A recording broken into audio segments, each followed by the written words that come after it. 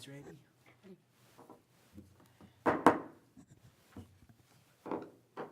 I now call the August 19th, 2025 Finance Committee meeting to order at 6:45 PM.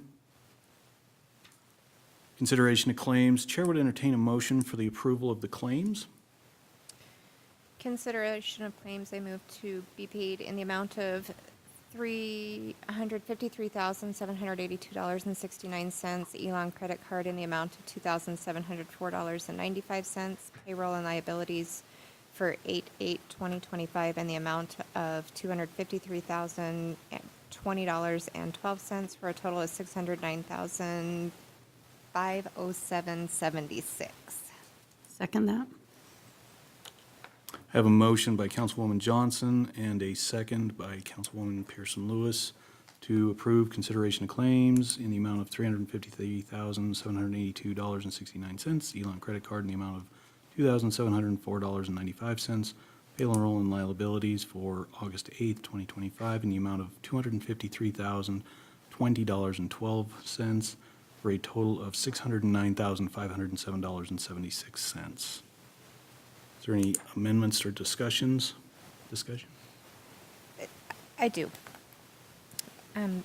If I may, would it be possible for us to look into like a routine vendor, even Amazon, to see if we could find like a more cost-effective way of obtaining work boots and uniform supplies? Mr. Chair, yes, we can. I would probably recommend that we start with some of our local vendors first, just simply because that would allow the employees the opportunity to try on different types of boots before they buy them online. But yeah, we can certainly look into that and see what we can find. Perfect, thank you. That's all I have. Thank you. The only comment that I wanted to make was, if anybody was looking, I did have a question on the contract overage charges, and Director Harris has notified me that those are for our printers that we use in utility billing and throughout the building. If they have a base rate that we lease those printers for, and those overages are what we actually print. And it's about 2 cents a copy. So that's what those contract overage charges mean, so. Thank you. Thank you. Any other discussion? All those in favor say aye. Aye. Aye. All opposed, same sign. Motion passes. Is there anything additional from the committee or Director Harris? Mr. Chair, I apologize. Did I get a second from Councilmember Pearson Lewis? Yes, you did. Thank you. Yes, I have nothing further. thank you. Without objection, we will adjourn the meeting at 6:48 PM.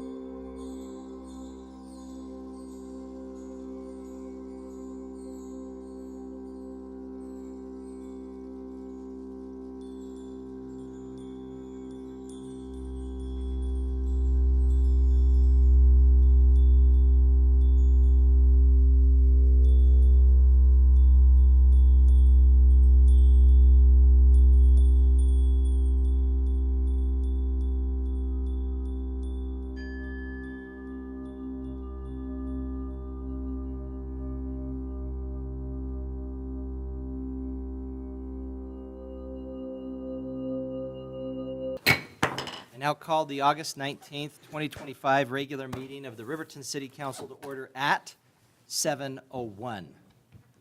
Councilmember Johnson has agreed to lead us in the Pledge of Allegiance, after which I will give thus the invocation. If everyone could please rise for the pledge. I pledge allegiance to the flag of the United States of America and to the republic for which it stands, one nation under God, indivisible, with liberty and justice for all. Heavenly Father, we're grateful for the opportunity we have to meet here together as the Riverton City Council. We're grateful for the citizens that we can serve and for their attendance and interest in the direction and the needs of the city. We ask that it please help us throughout this meeting, that we will have the Spirit to guide us and direct us and help us to make decisions that will benefit our citizens. We thank Thee very much for the hard work of our city staff, including our first responders, our police force, our firefighters. Please protect them as they serve the community and help us to know ways that we can assist them and make the service to the community easier. Ask that it please help us to become better neighbors, to become better friends, become better family members, that we can make decisions that will benefit those around us. And we say these things in the name of Jesus Christ. Amen. Amen. Okay, Administrative Services Director, Ms. Harris, if you could please read the roll call. Yes, Your Honor. Councilmember Eric Carr. Here. Councilmember Rebecca Pearson-Lewis. Here. Councilmember Mike Bailey. Absent. Councilmember Carla Borders. Here. Councilmember Kyle Larson. Here. Councilmember Carrie Johnson. Here. Mayor Tim Hancock. I'm here. I'd entertain a motion to excuse Councilman Bailey from tonight's meeting. So moved. Second. Motion by Councilman Larson, second by Councilwoman Borders. Any discussion? Do we know for sure that he's going to be absent, or is he just late? I don't know. You didn't. I hadn't heard from him, so. Your Honor, I apologize. Councilman Bailey is out of town and is unable to join us. Okay, good. Just wanted to make sure. I'd feel really silly to do this motion and then come back and rescind it or something.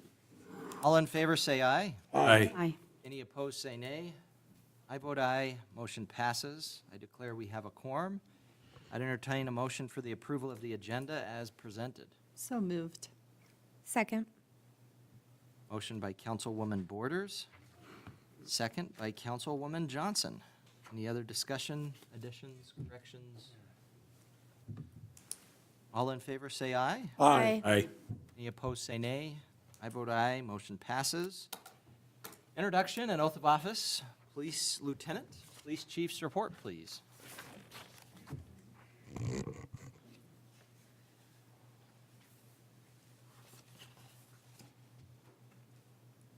Thank you, Mayor and Council.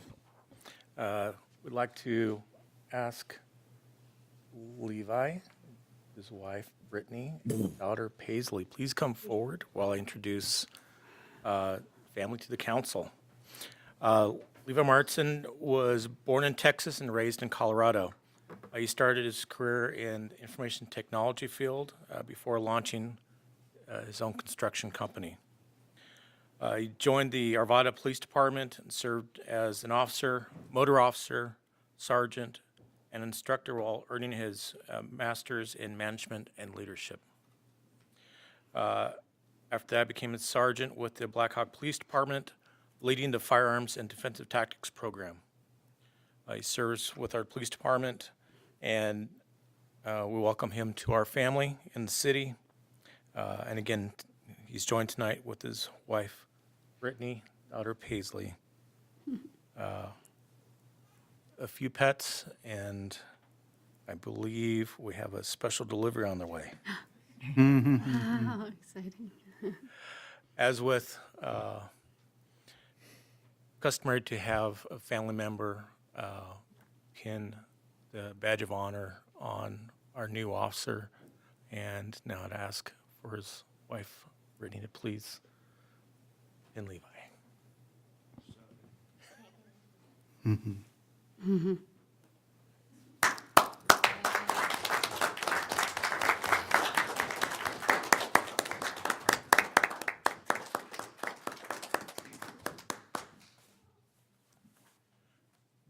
Now, Your Honor, if you do the honors.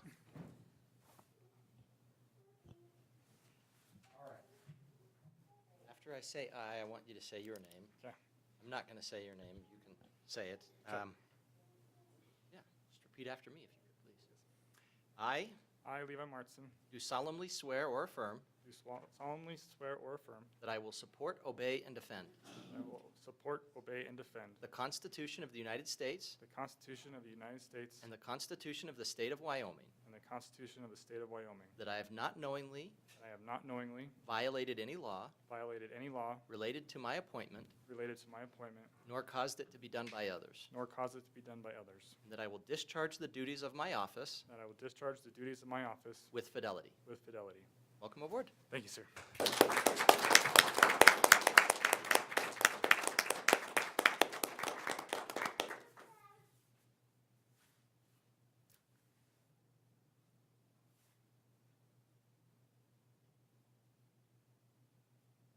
right.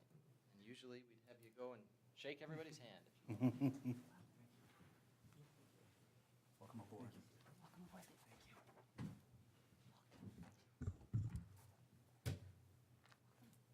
Congrats. Thanks. Congrats. Welcome.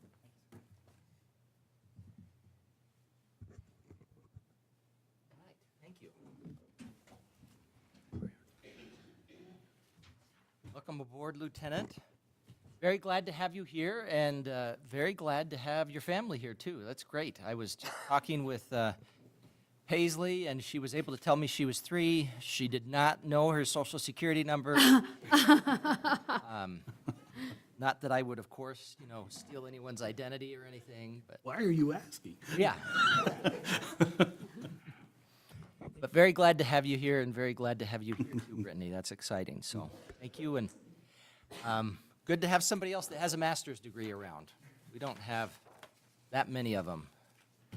So great. All right, council committee reports and council members roundtable. How about we start with you, Councilman Carr? Thank you, Your Honor. This will be quick, as it's been a very, very busy couple weeks. I just wanted to say, weeds are out there, so much appreciated if you're cutting them down. So, and then we also will not have Planning Commission this week, I don't think. Director Michaud, is that correct? Mr. Mayor, Councilman Carr, that is correct. No planning commission meeting this week. Perfect. That is all. Thank you. All right, thank you, appreciate it. And for the notice about Planning Commission. All right, Councilwoman Pearson Lewis. Let's see. Not much in the last few weeks, except for school started back today. So you probably saw a lot of kids. So just be careful when you're out on the road. Watch out for them, please, because they're, out at lunchtime and that sort of thing. We've had some accidents in the past, so just watch out for them. And then, Mayor, did we set a time to meet about the multi-sports facility yet? Have we set a time and day for that yet? Do we have that set up yet? No, Your Honor, you as a council have not determined that. We did discuss it in our senior staff meetings, and I think there are a few avenues that you can explore, but you have every opportunity to choose that as one of your work session topics. You can also choose to have maybe more informal community meetings if you so choose, and it's not in the formal work session format. So really that's kind of up to your guidance, but we as internal staff have also been talking about it so that you have opportunity to work with the community and then decide as the governing body what you want to do with the information that's been provided. Do you want to just meet offline and figure that out, you and I, and kind of come to the council with a plan and what we want to do? So wouldn't we just put it on the agenda for a work session? Is that what is that the right thing that we should do? What we could do, we have 2 other work sessions that we are going to be doing coming up. We wanted to have one with liquor license holders, which has kind of turned into an annual event. And then we also wanted to have one in terms of discussion about community safety and that sort of thing. So if we were going to do those September and October, we would do that one in November, or we could do a community meeting before then. We can figure that out. Can we discuss that right now? Your Honor, I think she's fishing for an earlier date. Well, that could be the case. What do you propose, Councilman? I'm not proposing anything. I'm just interpreting what I'm hearing. Body language, maybe? I don't And know. for it to be effective, I think we need some type of training, some type of structure, and some type of way of input, because they have ideas that we don't have. At least some of us that are empty nesters don't have those ideas. Some are lucky to have nesters in there that are constantly pushing the buttons. Well, we could, there's no reason we can't have 2 work sessions in a month. If we wanted to do that, we could have 2 in September. Or Mayor, I think, or maybe set a community meeting might be a good idea.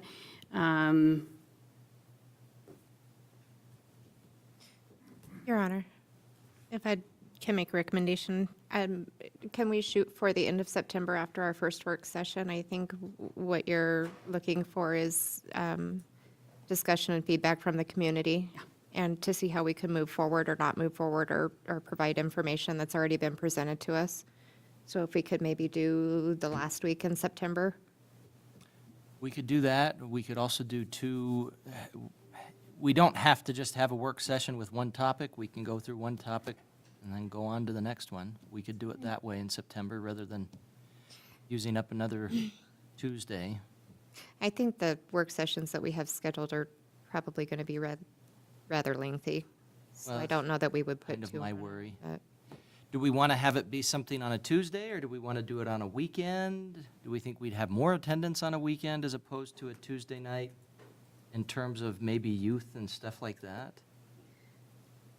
We could, because I mean, if we're going to do it as just something we're going to invite the public to, there's no reason we couldn't do a Saturday. I'm good with a Saturday. I just want to give enough notice to the public so they can make arrangements. Yeah, I have agree with that. notification to attend. Yeah. I guess that's just my thought. If we're going to have, if we want to have youth there, doing it on a Tuesday night at 7 could be good. I mean, but a Saturday could be good too. Your Honor, my one worry with the weekend is kids that are in sports, they might not Get be busy. able to come True. on a Saturday. So- Well, and there's probably not any one day that can work for everybody. No, But, I mean, depending on how long we want it to be, if we want it to be just an hour or so, that's probably fine. I think the key is in the public notice, so we let people know plenty ahead of time. Yeah, I think they need at least 4 weeks typically. I would say the Notice. 23rd would work, Yeah. and Do we want to just do that as a work session on a Tuesday night then? Tuesday, the 23rd, good for me. We could do a work session that's earlier too. We have sometimes done that. We could start at 6. Mm-hmm. Okay. Let's right now pencil in September 23rd. We'll do it as an evening. In terms of whether we start early or not, let's discuss that. But that'd be fine. I like the idea of starting a little bit early. We could do that at 6 o'clock. Yep, I think that's fine too. Yeah. I think we'll be okay. Okay? Does that sound good to staff? Yep. Can we make that happen? And then Mayor, who sets the agenda for that then? We do. I can look at it, and you and I can discuss it. I think everyone needs to, can everyone just, I mean, like, is it a, yeah. Send out a draft and have Is- comment. How does that work to make it public and everyone discuss how that agenda works? Mr. Butterfield? Your Honor, Councilwoman, as far as the agenda goes, I mean, all we have to put on the agenda we publicize is that you're going to be discussing the multi-sport or activity center. If you're talking more about the agenda for the meeting and how you want to handle it, I think that's a valuable exercise for you as a council to go through. As much as I enjoy spending time with you, I think meetings for meeting's sake are not always the most effective. So you as a council should think of the outcome you're searching for.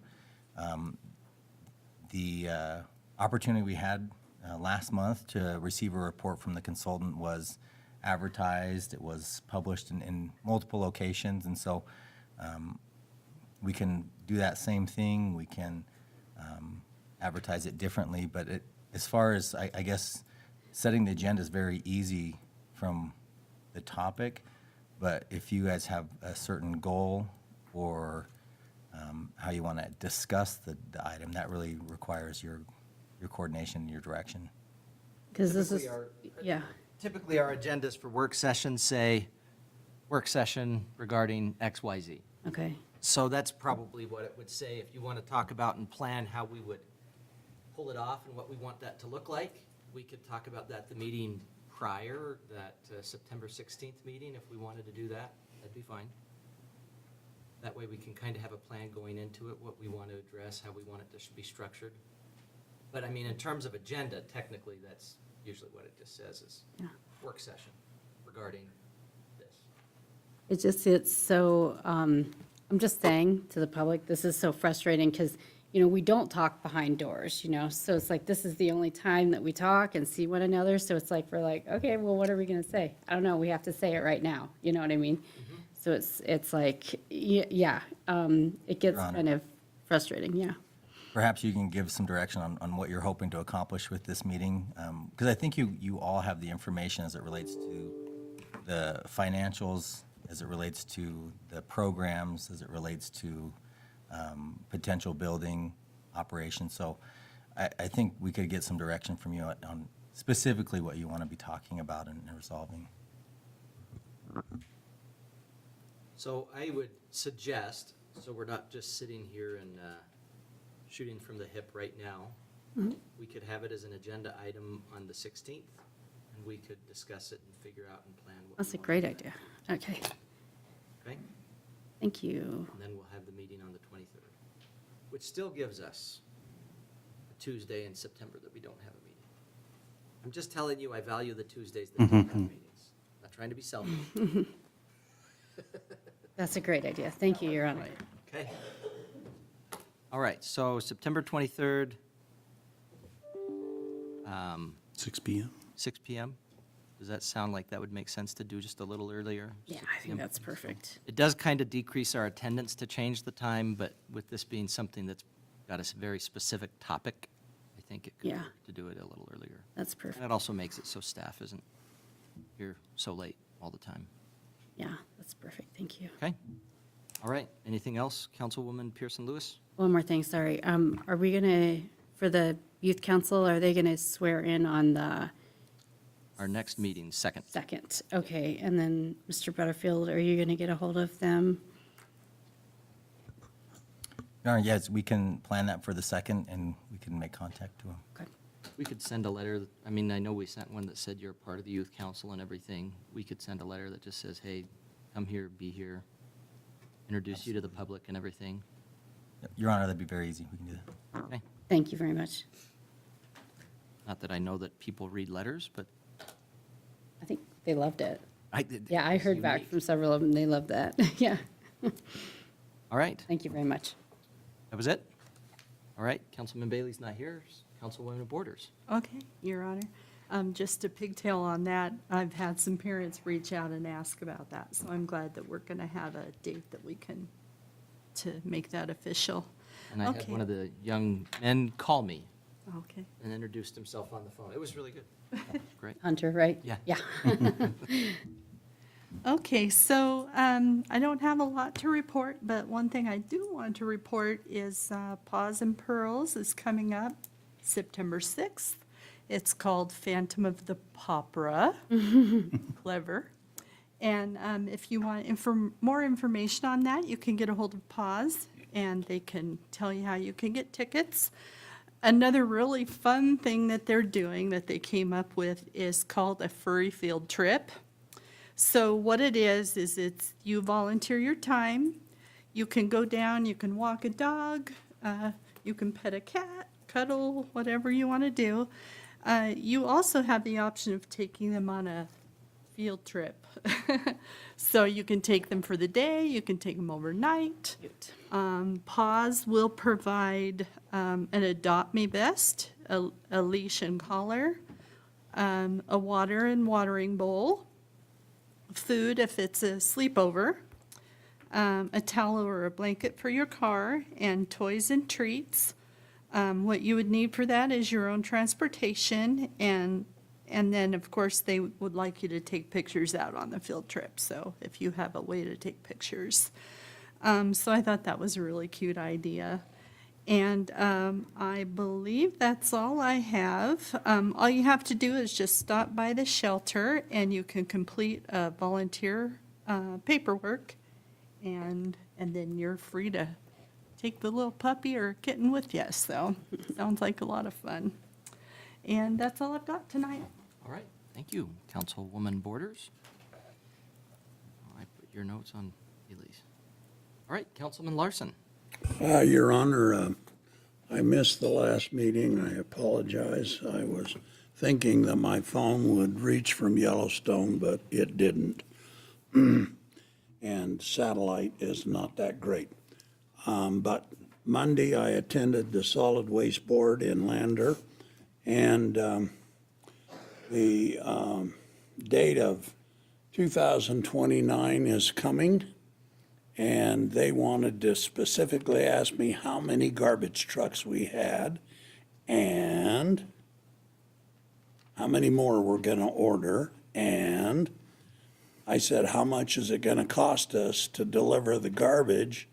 And it's going to be 70 for Riverton, 100 for Du Bois, and $80 to $90 for Lander.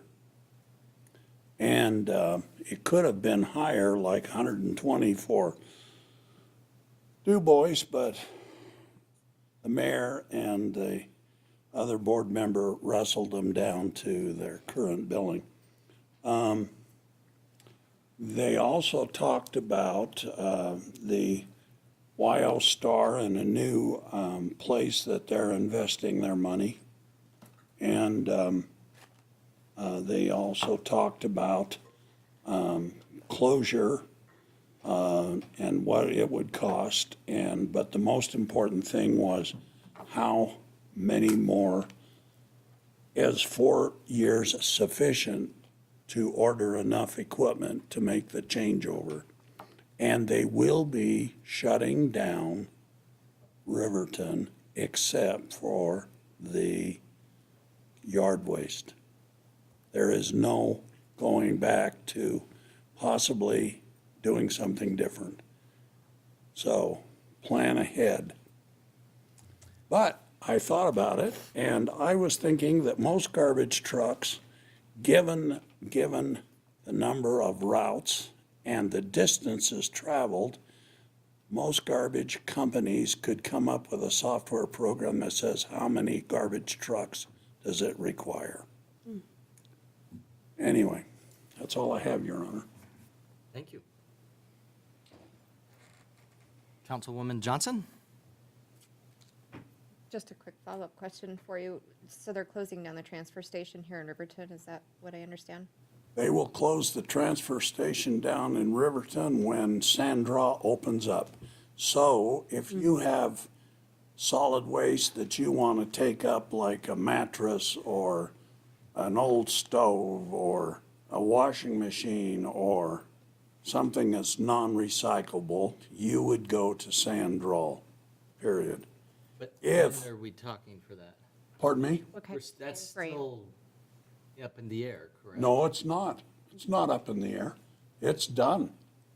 The transfer station in Riverton will be shut down, period. Is there a time frame for that or a date? Yes, 2029. Oh, okay. But I was,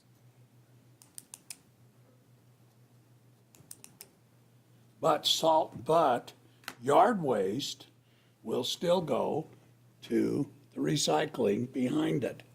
okay, So yard waste, trees, etc. But everything else is going to Sandra. And it will be $70 a ton versus 80. Your Honor, so if I'm getting this correctly, so the yard waste will stay? Oh, yeah, Okay, it's not going anywhere? nope. Okay, So the limbs and trees and brush and the winter kill that we get abundance of with this coming big winter that supposedly is going to be. so on that, so they'll be turning that into mulch, is that Oh, the yeah. plan? Oh, Okay. yeah. They have, well, They'll just we own continue that, that. don't we? Yeah, Your Honor, the yard waste facility is owned and operated by the city of Riverton and not by Fremont County Solid Waste. And they gave 80,000 towards that yard waste because that saves them space in their freeborn. We will know a more accurate detail in September and October. And I keep on saying, well, I don't see how you guys, 60% of the fill that's going over to the Lander fill comes from Riverton. So how is it possible that in 2013 we paid $85,000 a month, and now we're down to 50, and we're still filling it up too fast? It doesn't, I can't get, and yet they still say 2029. So I'm hoping 2034. Councilwoman Johnson? Thank you. Councilman Larson? Me too. 2034 sounds better. So I've been super busy doing a lot of research and getting statistics. I want to personally thank the chief and Kyle for sitting down with me the other day and going over some stuff. We've got a lot of projects that I'm working on and visiting with them about, so I appreciate your time that you gave me on that. I had an opportunity to present at Simply Supports and their clients. It was kind of fun. Taught them how to shop appropriately and behaviors and matching and what to look for and sizing and all that stuff. So that was a lot of fun. You don't get a whole lot of opportunities to do that. So it was nice to be invited to do that. So just a reminder that the Fremont County Law Enforcement Foundation is holding their For the Force golf tournament on September 14th in Lander. Team registrations are $300, whole sponsorships are $150. There's still room. Lunch will be provided, prizes. There's a silent auction. It's a great thing to support. All the money still stays locally, goes to our local police departments, our county sheriff's departments. They're doing good things. So it'd be fun to get involved in that. Weeds, I will echo what Eric says. They're bad. They're brutal. I've gone out personally and helped cut them. But if you have an opportunity, please get out and do it. It causes a lot of problems. It attracts rodents. It devalues property. There's a lot of negatives that go along with weed growth. So if you get a chance, please get those cut down. Beyond that, that's all I have. Thank you. Mr. Butterfield? Thank you, Your Honor. I do have a few items to run through, and I'm going to jump on the weed bandwagon as well. We've talked about it at our last few meetings, and we just really appreciate it when our private property owners do what they can to ensure that our community is welcoming and it looks nice.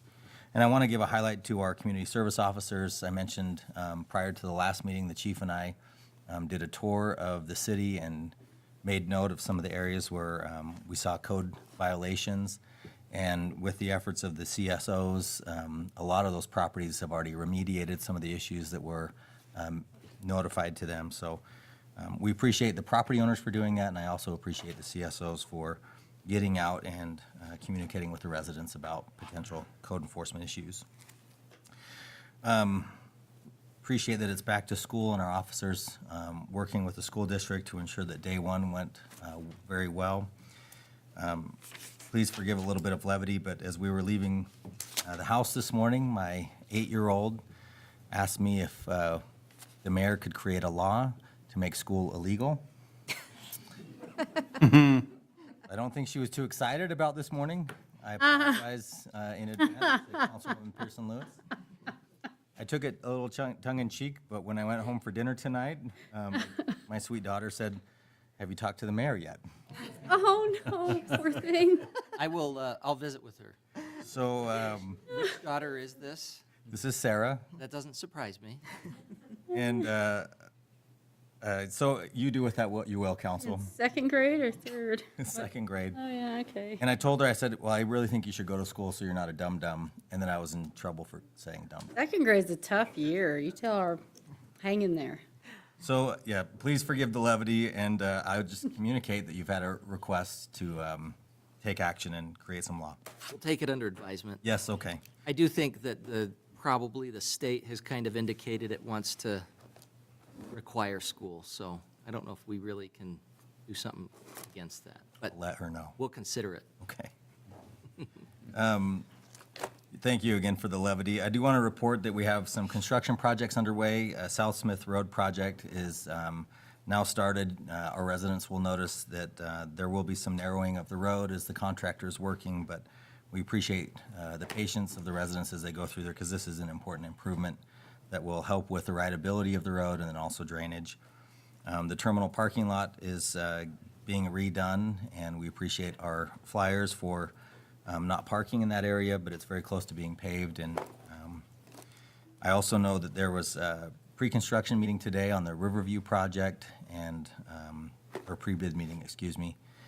And there was a lot of attendance and interest in that, and we have several other projects that are underway or about to be underway. And if you have specific questions, I'll definitely defer to Mr. Toman on that.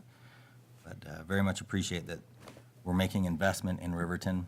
And I know construction can be a bit of a burden and it's inconvenient, but it's worth investing in our infrastructure for our residents. I appreciate, as always, the coordination we have with our teams. I'd like to highlight our information technology team for supporting the airport with a security camera project. That project was supported by a grant to purchase the equipment, but the IT team responded when it was kind of dumped on their lap and said, hey, please help, and can you get it all installed? And they did. And true to their nature, they didn't complain. They just went and got it done, and we appreciate that, and so does the Public Works Department. I want to highlight also Aaron Troyer, who's our building inspector. He recently went through plan review training. This training is required by state statute, and it just increases the level of service that we are able to provide our residents as they look to make improvements, whether to their own personal property or their developing property. So I'd like to highlight him for that investment, and I appreciate the qualifications he's bringing to the city and also to our residents. The police department's also been engaged in training opportunities, and I'd like to highlight the chief and his leadership team for preparing that. Topics ranging from weapons defense, domestic violence, firearms, investigations, and domestic violence were covered, as well as some other administrative policies. So we really want to have our team provide the best service possible, and I appreciate the investment that our teams are making in training.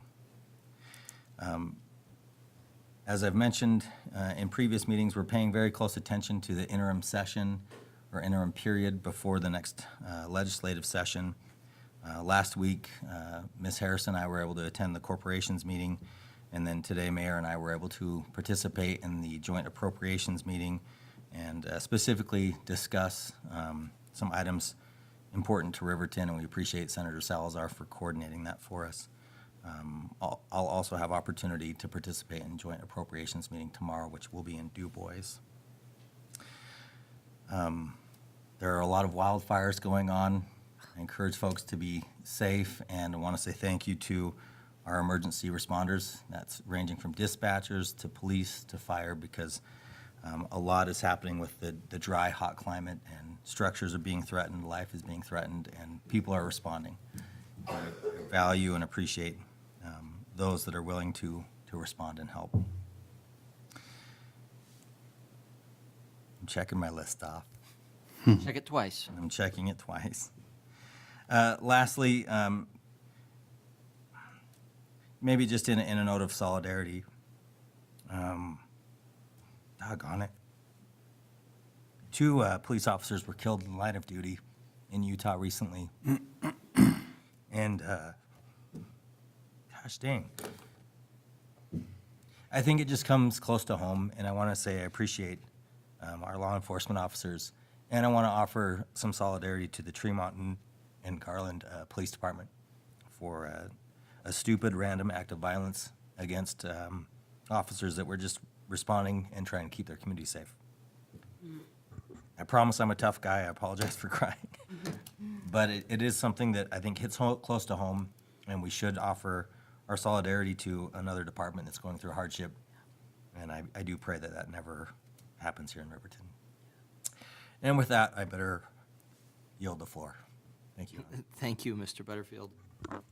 Well, I had the opportunity to rub shoulders with some of our youth, which is always a good opportunity, at the after-hours networking that was put on by the chamber. We went to the 307 Grill over at the golf course and had students report to us from a lot of different clubs, organizations, teams, and it was fun. They talked about kind of what they do, what their lives look like. I think some of it was a little bit of a sly booster club kind of situation where they were encouraging people to support their teams and clubs, and I completely supported that, and I thought it was a great opportunity to hear from them. We have some incredible youth in our community, and they're trying to make a difference. The Rotary Club is getting a new youth club together. Of course, Kiwanis with the Key Club has kind of been active for many years and has been staffed with incredible young people that are, just this last fall, winter, spring, we had so many different fundraising events, and I swear every single one got help from the Key Club. And those kids are out, they're trying to serve, they're trying to do what's right, and we're lucky enough to have some of them on our youth council that are also in Key Club and other groups like that. Fremont County Association of Governments, the WRTA, is participating in a bus rodeo. I don't really know what that looks like. I've been to, and it makes sense, but we do have occasionally, well, every year, the fire department has their competitions and that kind of thing that are sometimes here, sometimes elsewhere. Riverton tends to always perform very well. We have very good, well-trained firefighters. But this bus rodeo, apparently there had been a little bit of some bragging between Tim Nichols, who used to work down at UW, who UW usually will do very well at the bus rodeo. So he's been doing a little bit of bragging with a former coworker, saying that we were going to win, and lo and behold, in the first round, apparently WRTA did win. So some of that bragging, I think, was probably worth it, but appreciate that we've got some good people over at WRTA trying to serve the community in a lot of different ways, and exciting news, I suppose. Had the opportunity to rub shoulders with our police department, wearing a little bit of a different hat, but was able to be part of the training, and I think that was very well done. Ms. Harris was right after me. I didn't see how that went, but I warmed them up for you. They seemed very receptive. So, but we have a good police department. They are hardworking and had some very good questions for that. Other than that, of course, also had the opportunity to meet with the Joint Appropriations Committee. It was a very good opportunity. Appreciated Senator Salazar for bringing it to our attention. Got to discuss some of the needs in Riverton, discuss with them a little bit about the importance of the airport, the importance of infrastructure, the importance of our police department, and our other departments that provide so many services. So hopefully things that were said were heard. I mean, I think part of the whole point of it was we are in a good direction in Riverton. We've been able to make some changes to our police department that have been positive. We've been able to make changes to our airport that have been positive. There's been a lot of good momentum that we have built, and just wanted to encourage them that the choices that they make financially can help with that or hurt it. And so we'll see how that goes with the legislature this next session. Okay, communication from the floor, citizens' comments. If you'd like to speak about an item that's on the agenda, You can always catch my eye, and we'll let you speak during the time that that agenda item is called. However, if you want to speak about something that's not set for an agenda item right now, you are welcome to come up and speak now. As you do that, I would encourage you, please, to tell us your name, tell us an organization that you're with, if you're with one. I'd ask you to keep your comments to 5 minutes as an individual, 10 minutes if you're a part of a group. Just split that up between you, 2 minutes for this person, 7 for this person, however you want to do it. It's just procedurally, but would ask you to keep all comments and questions to the chairman. If you notice how people do that, that's just a way that we can prevent crosstalk or people talking over each other, and ask you to keep comments directed to the issue under consideration. If there's an item that you're talking about during that item, please make sure that whatever you're saying is going to keep on topic with that item. Also ask you to refrain from the use of indecent, obscene language, fighting words, language which would be disruptive to the orderly discussion at the meeting. So, if there's anyone who wants to speak, now would be the time. Come on up, tell us your name. And I do set a timer on my phone, just so you know. You hear it beeping, it means your time's up. Hey, Thanks, Cindy. good evening, Mayor and council people. I'm Cindy Olson-Roden with Riverton Chamber and Visitor Center, as most of you know. I missed the last meeting. I apologize for that. I was out of town. We had a very successful lunch and learn on August 1st with Alma Law presenting on adverse childhood experiences and how that can affect, working with others in the work environment. Our next lunch and learn is on September 5th, featuring Deborah and Tista Bianchi from the Alzheimer's Association out of Casper. She's going to be presenting on Alzheimer's in the workplace, so it should be really interesting. We did have a real successful after hours on July 24th at the Derby Club. And then again, our after hours last week was a little earlier than we normally do, but this is going to be this was our second annual. It's going to be an annual event with the high school. So we're going to try and find even a bigger venue.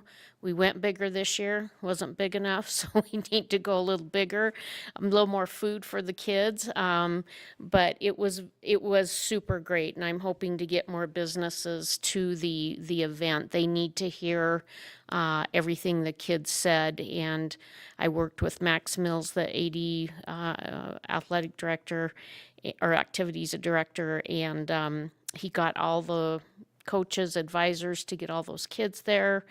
They did a great job.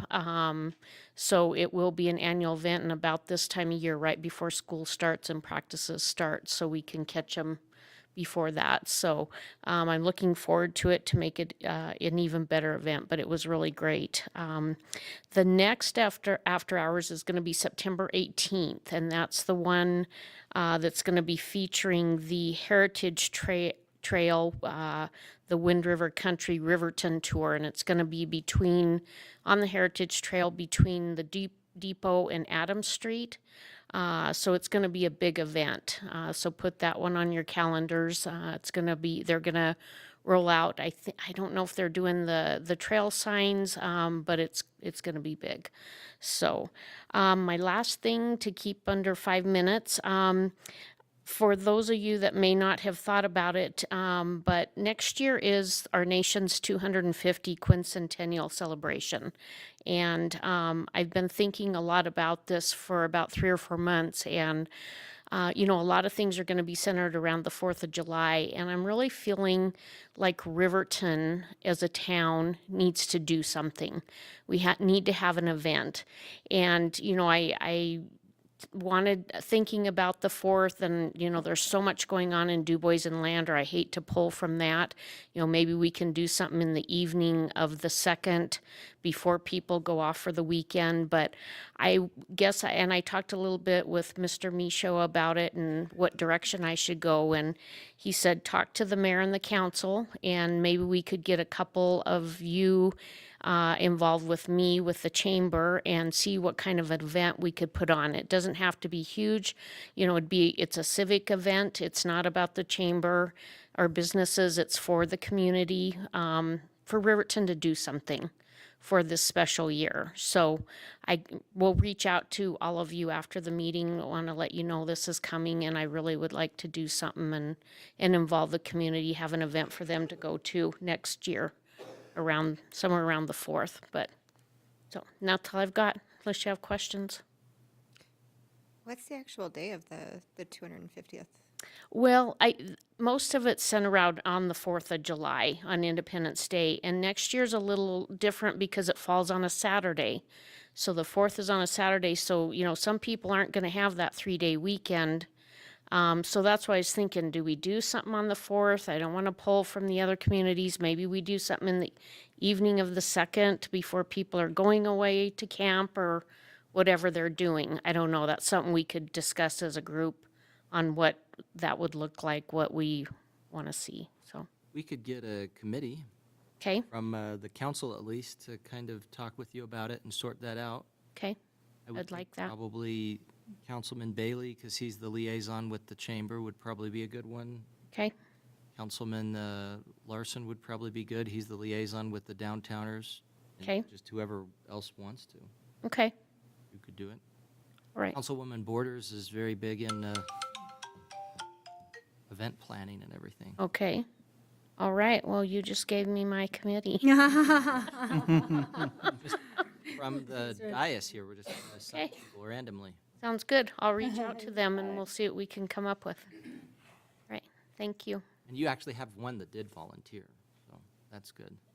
Oh, good, good.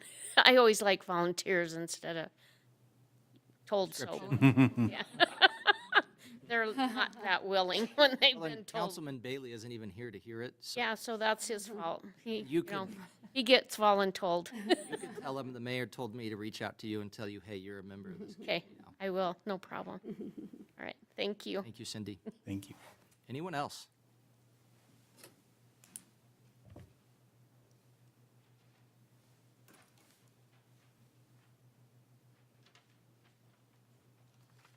Good evening, council members and mayor. My name is Zeke Goddard. I reside at 4660 Chimney Rock Drive, right here in Riverton. I want to bring to your attention a series of crimes that happened at my house and the way they were handled. On July 14th, somebody got into my garage. They left a flashlight behind. Officer Murphy responded while he was there. I also found a half-empty bottle of beer. Instead of collecting it, he just told me to dump it out. The only thing he wrote down was my name and birth date. 2 days later, my garage was broken into again. This time, my mini bike and my side-by-side were taken. I even have a video of the suspect at my garage door. Officer Brookover and Detective Smits came out. No fingerprints were taken. The only thing they collected was touch DNA, which I later found out has a minimal database. There doesn't appear to be any standard operating procedures for investigations like this. Nothing is being done on my case because my property was returned. The police have been told who the suspect is, and several people have confirmed it. Still, nothing has been done, simply because he's a juvenile. What makes this even more concerning is that the suspect is a habitual offender. His parents don't even want him. His grandparents have had to step in and raise him. I see him in the neighborhood all the time, and honestly, feels like a slap in the face. Everyone knows who he is, yet the crimes continue with no consequence. We asked for more patrol in the area. Instead, we were told, we have to figure out if you're even in city limits.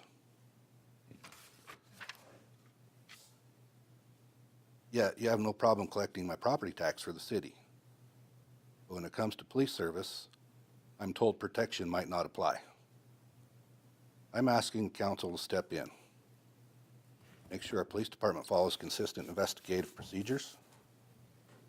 Clarify the responsibilities of patrols in neighborhoods like mine.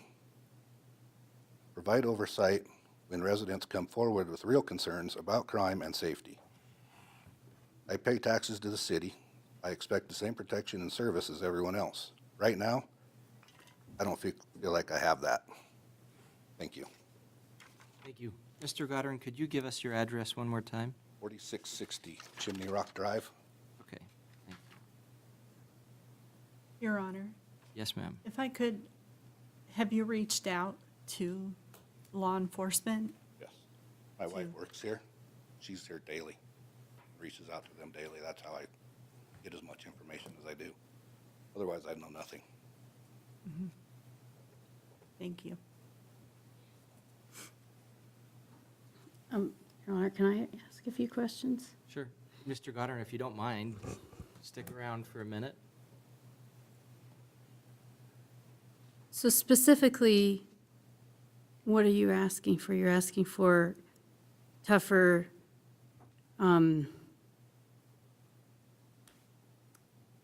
like you'd like,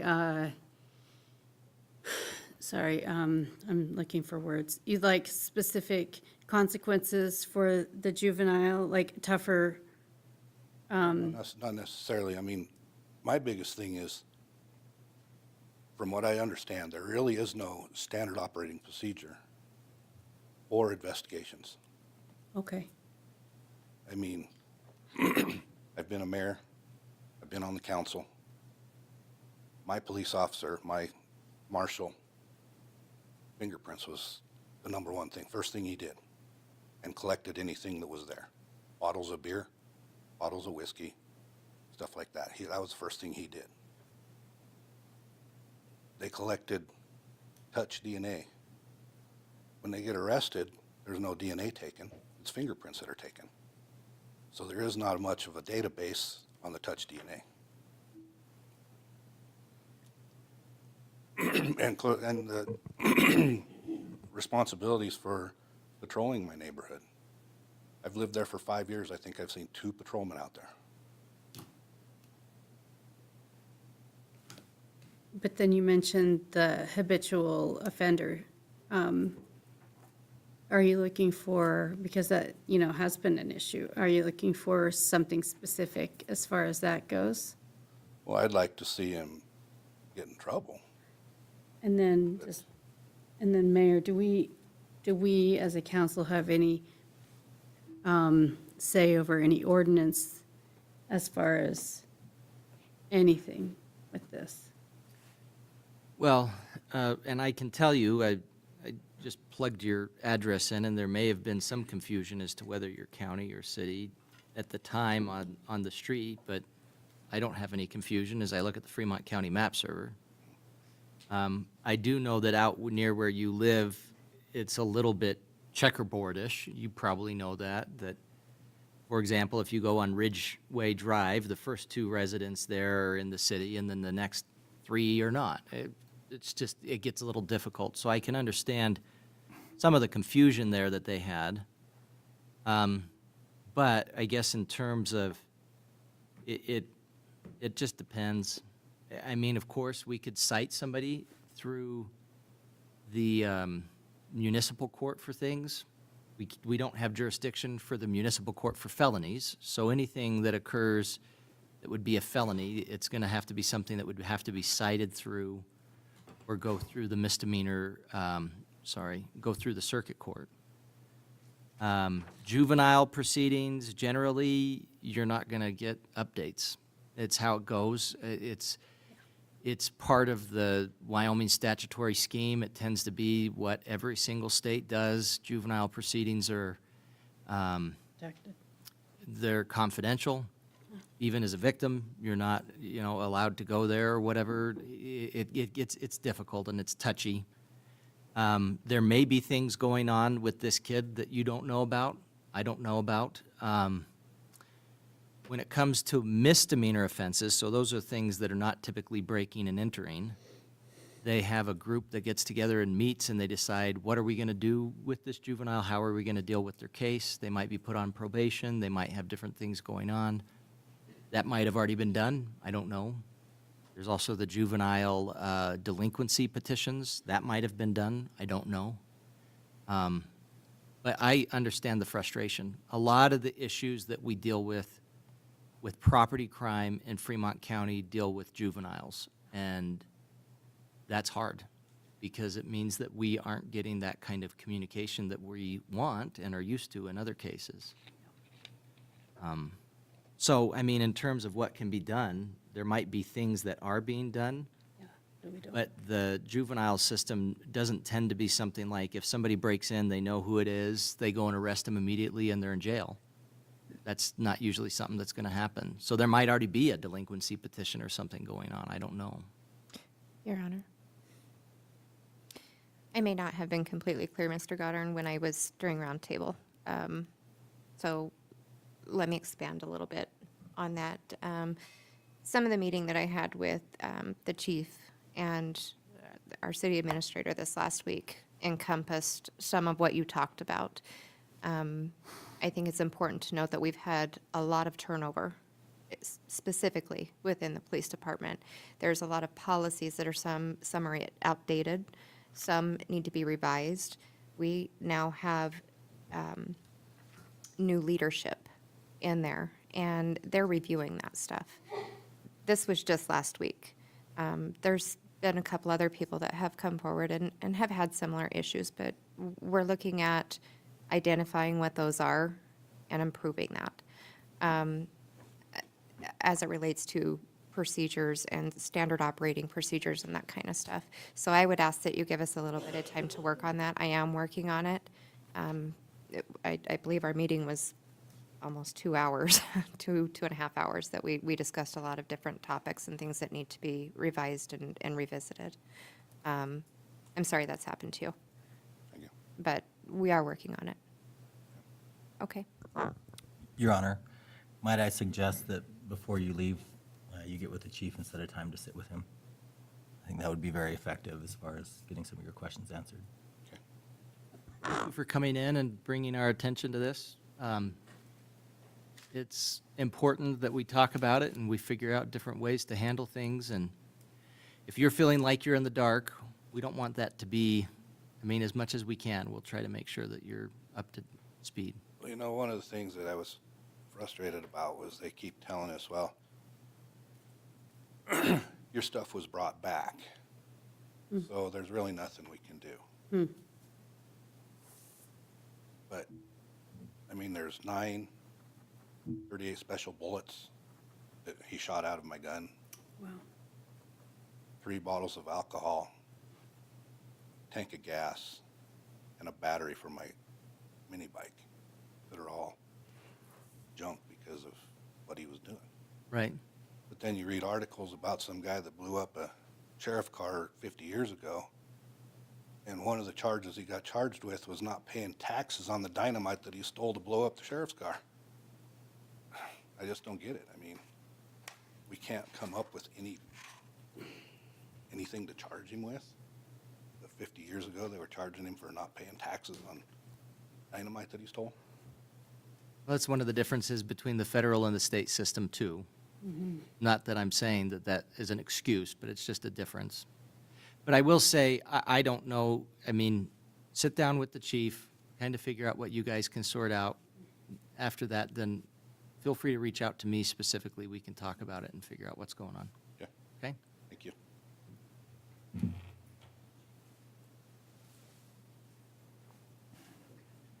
Anyone else?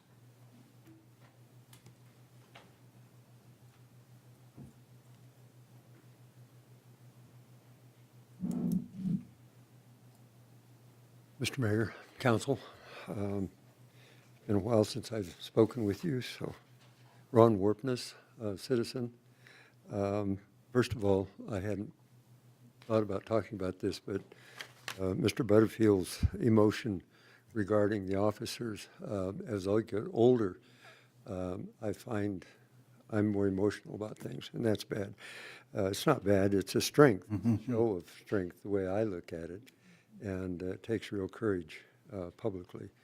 So don't see it as a weakness. I see it as a strength. And it is an expression of your concern and caring for the situation.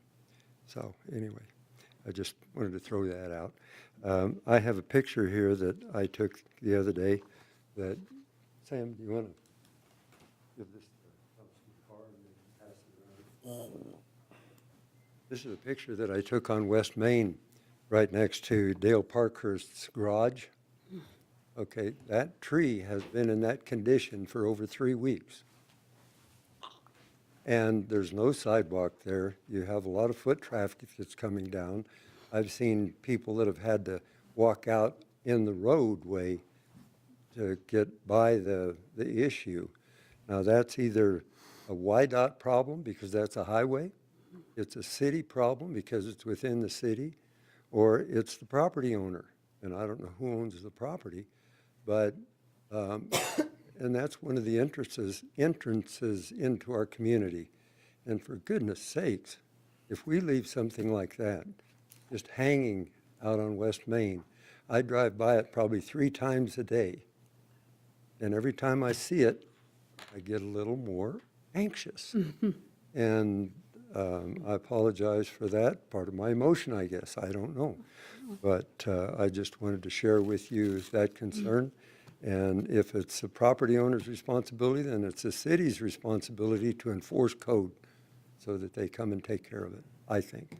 So we can do better than that. Mr. Warpness, just to clarify, is that property? It's the old Tractor Supply where they were going to put the tractor there, right across from Drew Bott's monument. Right. And is that, is it the one that has the statue in it? Am I looking at the right one here? Statue in it. Oh, not the statue, the little silhouette. The iron That's cutout. what it is, the cowboy silhouette. I see that now. And I'm looking at a picture from October 2024, and that fence and that tree was not in that condition. That's pretty bad compared to how it used to be. Is that kind of torn down that fence? Yes, we just had a windstorm, and it blew out part of the tree, and it landed on that fence, and that's been about 3 weeks ago. And you can look at the coloration of the tree from the growth that it broke off of, and it's laid there, and it's just deteriorating. Gotcha. So, Thank you. Appreciate that. We'll figure that out.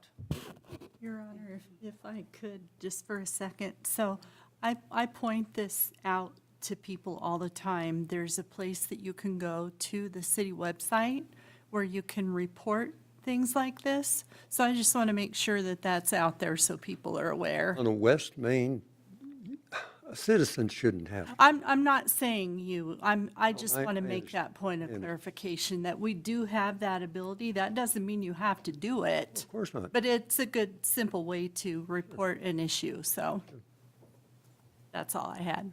Not blaming you, Your Honor. But if you want to, Nope. Thank you, sir. Appreciate you Thank you. coming in. All right, anyone else?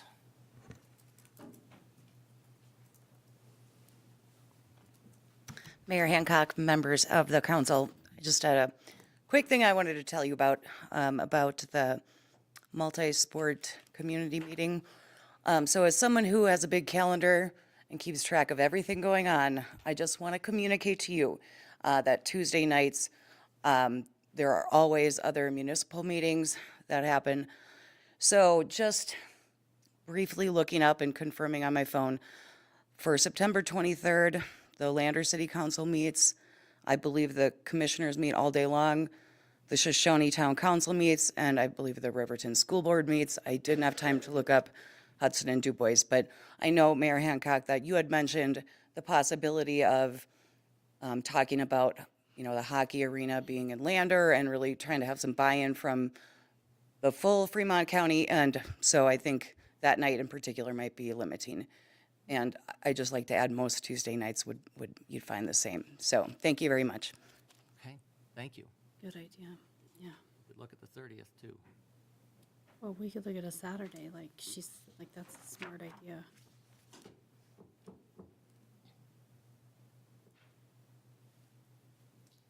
Because, Your Honor, a Saturday might mean that people like school board and all of the other people could make it.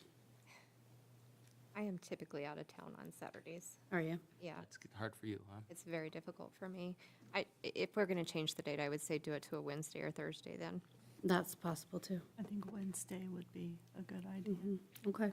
Yeah, we can do that. We can do whatever we want. I mean, really. Like, Well, the other mean, thing about the you know. Saturday is we have Fall Festival. I think it's the last Saturday of oh, that's September. right. Yeah, I'm busy then. So, It's hard. I wanna, We yeah. could shoot for a Wednesday or a Thursday.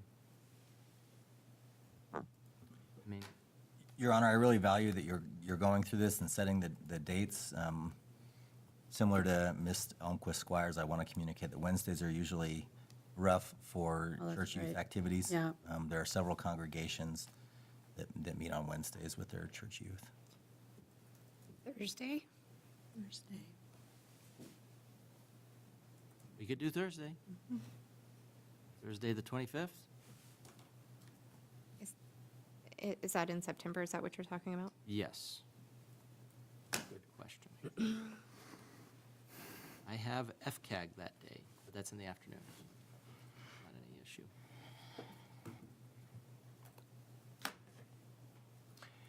Your Honor, I hope it's okay, but while we're on this topic, and I had meant to bring this up in my roundtable, but missed my checklist. I really do appreciate Councilwoman Pearson Lewis bringing it up, but it's probably valuable, as you talked about the other two work sessions, to solidify as a group when you want to hold those work sessions. So I know you mentioned about the community meeting and public safety, and you also mentioned about discussion on some of our liquor codes. While you're on this topic, I think it's just valuable you're all together. If you want to set which Tuesday and which month you want to have that work session, it would help us as staff. That's a good point. And I mean, we could do either one. We were kind of talking about the community safety one either being in October or September, and the liquor code one being in October or September. So I think either one of those would work. I don't know if council has any great desire one way or the other, which one would be which.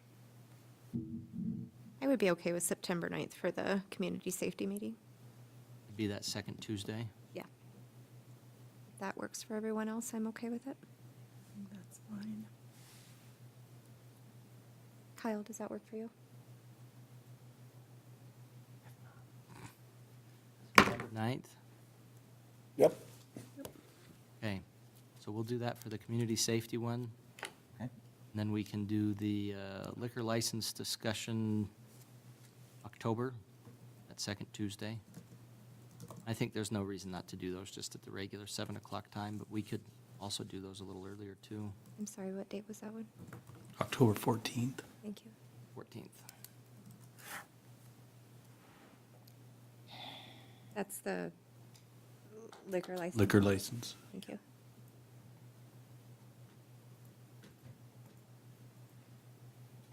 Okay. And then September 25th, discussion about multi-sport facility.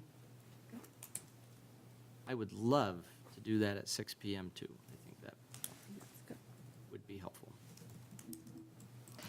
All right. Thank you, Sarah. Helpful. All right. Ms. Elmquist Squires, I should say. Next up is the consent agenda. Ms. Harris, could you please read the consent agenda items by title only? Yes, Your Honor. Minutes of the August 5th, 2025 regular council meeting, minutes of the August 19th, 2025 Finance Committee meeting, and Finance Committee recommendations for August 19th, 2025. All right, and the Finance Committee recommendations are? Thank you, Your Honor. The Finance Committee met at 6:45 PM tonight and approved consideration of claims to be paid in the amount of $353,782.69. Elon credit card in the amount of $2,704.95. Payroll and liabilities for August 8th, 2025 in the amount of $253,020.12 for a total of $609,507.76. All right. I'd entertain a motion to approve the consent agenda as presented. So moved. Second. Motion by Councilwoman Borders, second by Councilman Carr. Any discussion on those?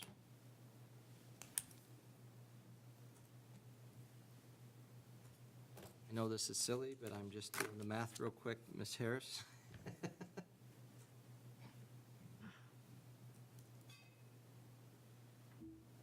All right, we're good. I'm sure you've done it and checked it twice. Any other discussion? All in favor, say aye. Aye. Any opposed, say nay. I vote aye, motion passes. Administrative Services Department presentation. Do you need some time, or are you ready to go? Yep, I just need a moment just to get the overhead set up here. It'll be just- Okay.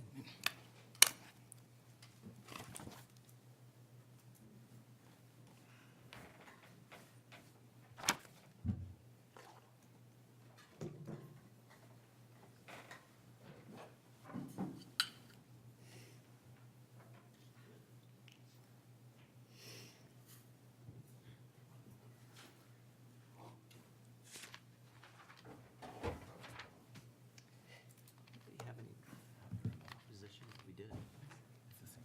Break, right? Give them some time to get that done. I mean, we haven't really gotten through the bulk of the item. Maybe after the presentation. We're still only at 8:15. That Unless- is a big matter when Everybody else needs one. It's Paramount Pictures. Need a lady. Okay. Torch. I know you have a lengthy agenda, so I appreciate you letting us talk with you tonight. I know over time you've had the opportunity to receive presentations from other departments within the city, and we're excited to do a little presentation tonight on our team and administrative services and let you know a little bit about what our department does. So our department is actually, I guess, probably for layman's terms, the business office of the city. There's 4 different departments within the city, which is law enforcement, public works, and then community development and administrative services. What we do is that we provide the administrative and financial support services that enable the city to operate efficiently, transparently, and in compliance with legal requirements. So we try our best to keep us out of trouble with statute and the laws. Some of our core functions are the finance department. We do a lot of records management. We have the IT department who handles all IT network infrastructure within our organization. Municipal court, we do licensing and permits, grants management, and then we also provide support to you as the council. Our team approach, we have a full team approach. We've got a group of about 10 people in our department. A lot of our people are cross-trained just for the, just in case that we have somebody who is unable to fulfill a job duty on any particular day. Most of our people are all cross-trained in multiple areas, so if somebody is out of the office, you're still going to get the service that you need from our department.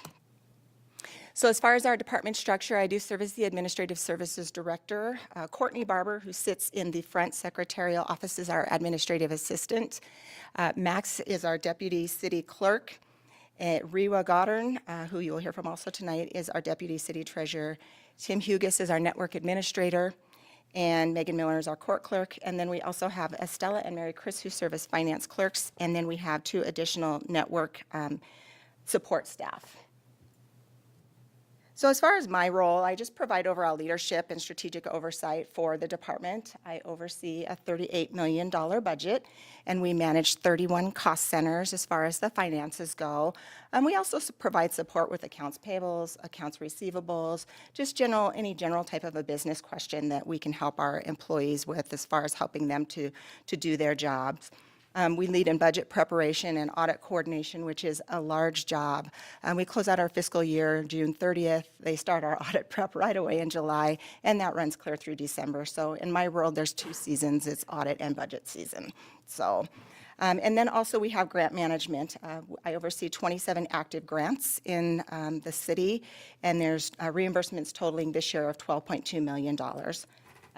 We work with all of our city records. We make sure that our ordinances are published properly, codification is done, that resolutions are appropriately distributed, and that we also maintain all of our records in compliance with the Wyoming State Archives record retention schedule. And then again, we just support and collaborate with division leaders across all functions. And so with this, I'd like to introduce members of my team, and they're going to talk a little bit about what some of their overall duties and responsibilities are, and they'll also be available to answer any questions that you might have in what we do. So I'm going to start with Max. He's our Deputy City Clerk. and I'll let him tell you a little bit about what he does.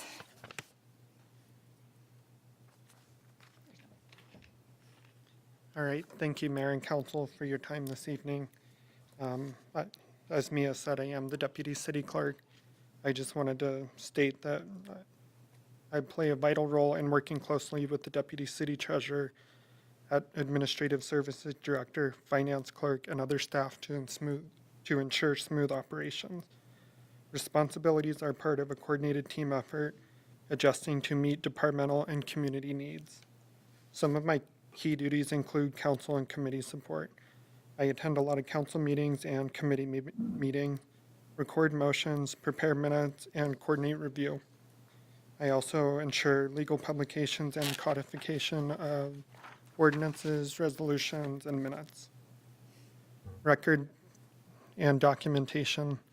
I assist with the management of central files, digitize records per Wyoming State Archives retention schedule, prepare official documents including minutes, ordinances, resolutions, proclamations, and oath of offices.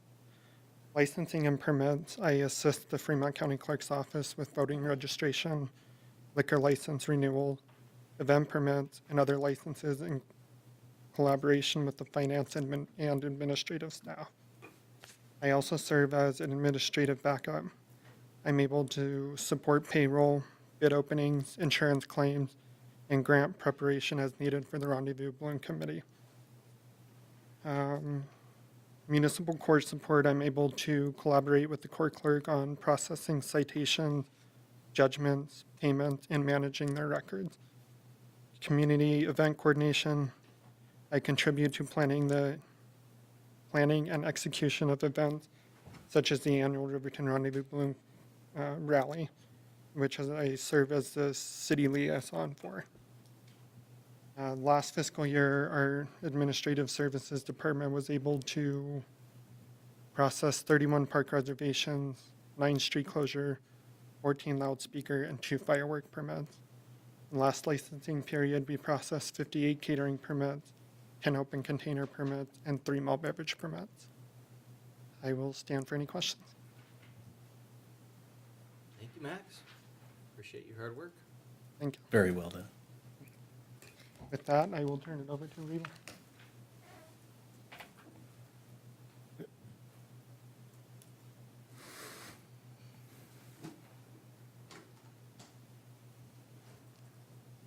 Good evening, council members and mayor. My name is INVOCATION. I serve as the Deputy Treasurer for the City of Riverton. In my role, I work closely with the Administrative Service Director, the Deputy City Clerk, and the Finance Clerks to ensure accurate financial management and smooth daily operations. My responsibilities overlap across several areas, which allows me to provide backup and continuity where needed.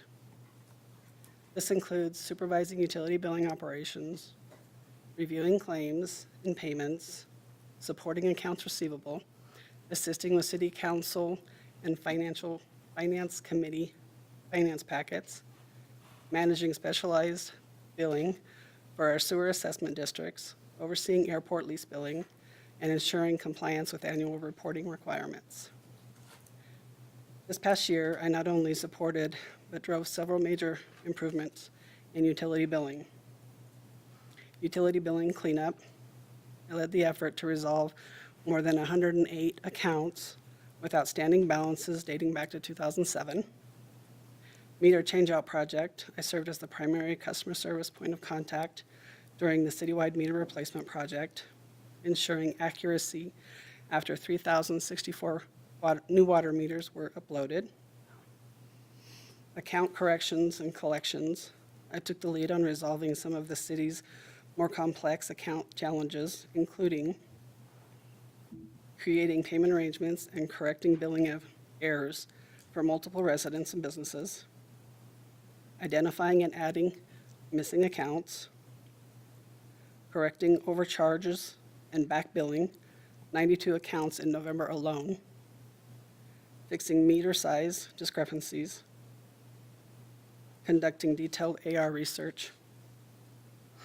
In addition to my financial duties, I work hand in hand with our utility billing department This past year, our team has managed about 5,000 utility accounts per month, handled billing, payment processing, resident support while navigating significant transitions, including new software integration, staff transitions, and increased customer demands.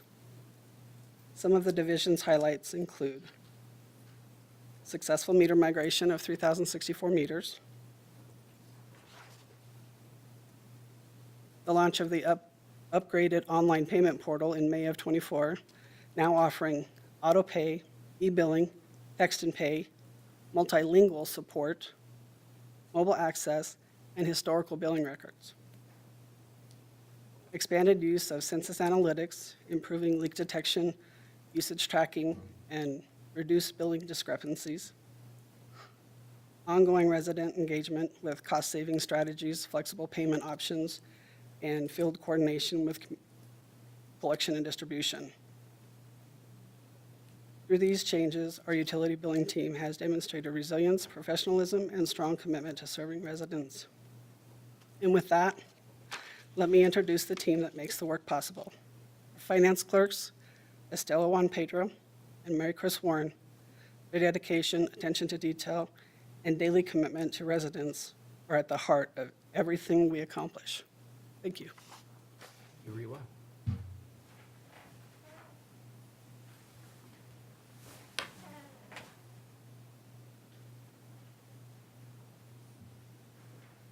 Are you coming up too, Mary Chris, or are you just gonna watch? Oh.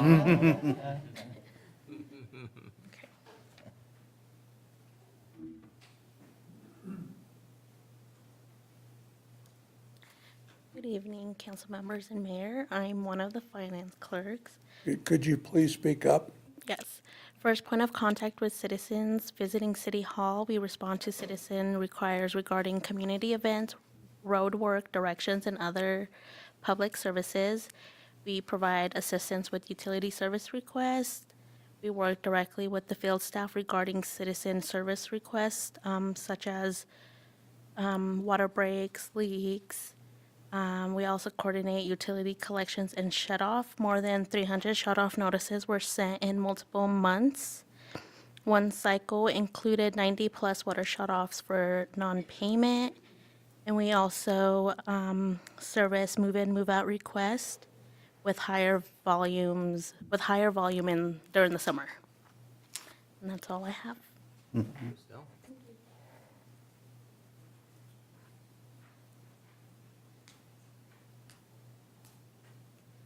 Hi, good evening to all of you. I'm Mary Chris Warren. I'm one of the finance clerk. So for the 2025 fiscal year, 532 new service applications were processed. Over the course of the year, approximately 59,000 utility bills were generated each month, averaging about 4,889 bills per month, totaling 656,968. We issued delinquent notices averaging 323 per month, totaling past due balances of 737,799. The late charges penalties alone accounted for 61,880, with an average of 5,157 collected each month. Work orders were also a regular part of operations, with 3,503 completed throughout the year. With meter readings, we have an average of 122 unread meters each month. 1,231 email bills were sent out monthly, with the highest cycle reaching 1,327. There were also 1,177 monthly online portal payments, with each transaction averaging about 135.13 cents. Online payment portal auto-pay enrollments reached 338 accounts. Additionally, AC8 drafts were a major factor, with totals exceeding 626,000 for the entire year. Monthly portal transactions average over 600 plus, generating anywhere from 25,000 to 30,000 per month. In terms of disconnections, there was an average of 112 utility accounts shut off each month. Meanwhile, 26 utility accounts were flagged as ones that could not be shut off or cannot be plugged. Finally, by the end of the year, a total of 1,098 new users had registered for the online payment portal. Thank you. Thank you. Appreciate it, Mary. Okay.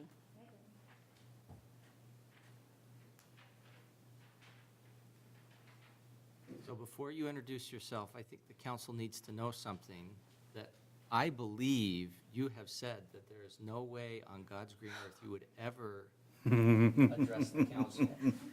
I just threatened to quit at one point.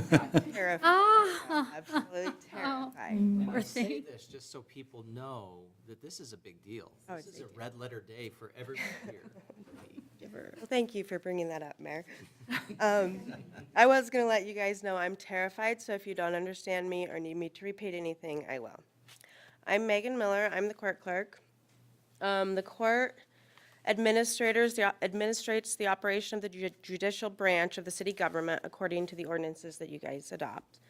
We adjudicate misdemeanors, city code violations, and traffic offenses. Our revenue, all of my numbers represent the 2025 fiscal year. So our revenue totaled $138,081, and this included about $10,000 in direct payments from the casino that we get from their employees.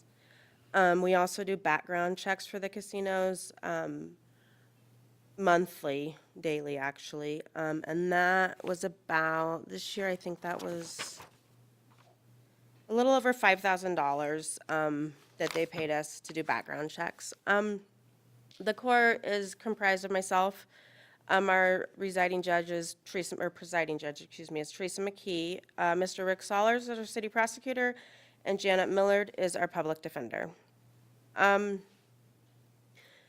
have the new caseload is 1,225, so that's the amount of new dockets that we docketed just in that year. We currently have, as of June 30th, 7,005 active cases, 2,431 active defendants. We also have, of that 2,431 active defendants, 1,780 of them have at least one warrant. We have 2,252 active warrants in the court. I don't know how much statistical information you guys would like. We have $1,141,000 in outstanding fines. About 1,100,000 of that is 120 days plus past due. That number is, while it's accurate, it's a little bit skewed because if a defendant has 5 cases or spanning 5 years and haven't paid any of their fines, we pay on the oldest one first, so the other ones continue to get older unpaid, but they're still paying on fines, if that makes any sense. So that number's a little skewed. Of our outstanding fine balance, a little over 200,000 of it was accrued pre-2000. We have fines that go back to the 80s that we're still trying to collect on. Also, we have 88 defendants that make up over $300,128.01 in unpaid fines. So statistically, 3.6 of our active defendants owe us over 26% of our fines, and that's money that we most likely will never collect on. We saw an increase in defendants who were incarcerated on an extended jail sentence this year. We had 81 separate extended jail sentences on defendants that totaled 2,238 days in jail after their initial incarceration. We are working on, with the police department, they have eForce, we have Casal, now we're working on our two softwares working together so that we can go fully digital. Right now, I am getting a very beautiful citation printed out every day from them, but still, myself and Max have to manually enter it in the computer. So after a weekend such as last weekend when we had so many arrests and so many citations, it literally takes an entire day of two people just entering citations, if not longer. So we're super excited to have that work. That's really all I have. I could go on about how we coordinate treatment. We are continually trying to get our $1,100,000 in unpaid fines down, but the reality is if somebody doesn't want to pay their fines and they don't live in Riverton city limits, there's not much we can do other than send them letters and call them, and some of them have told us we don't care. Well, that's an interesting statistic, too, where you're saying we've got 2,431 active defendants, 7,005 cases. You would think that those numbers would be closer to the same, but that means we're averaging almost 3 cases per defendant. Wow, yeah. So that's a lot. That is a lot. I could tell you our defendant with the highest, who owes us the most, is a little bit above $11,000. And I don't think he's in Fremont County any longer, but I don't know about that. Well, appreciate your hard work, Megan, and I hope you don't mind that I had to tease you a little because Oh, I was terrified, so I appreciate Did it. it help? That was the hope. Very well You done. could have brought your baby. That would have been a very good. Hey, she's hanging out back. Oh, see, She's in my office. that's a good topic of conversation. You come up with a baby, anybody will just. I almost threatened that, but I didn't. So thank you. Well, you had no reason to be nervous. Thank you, Megan.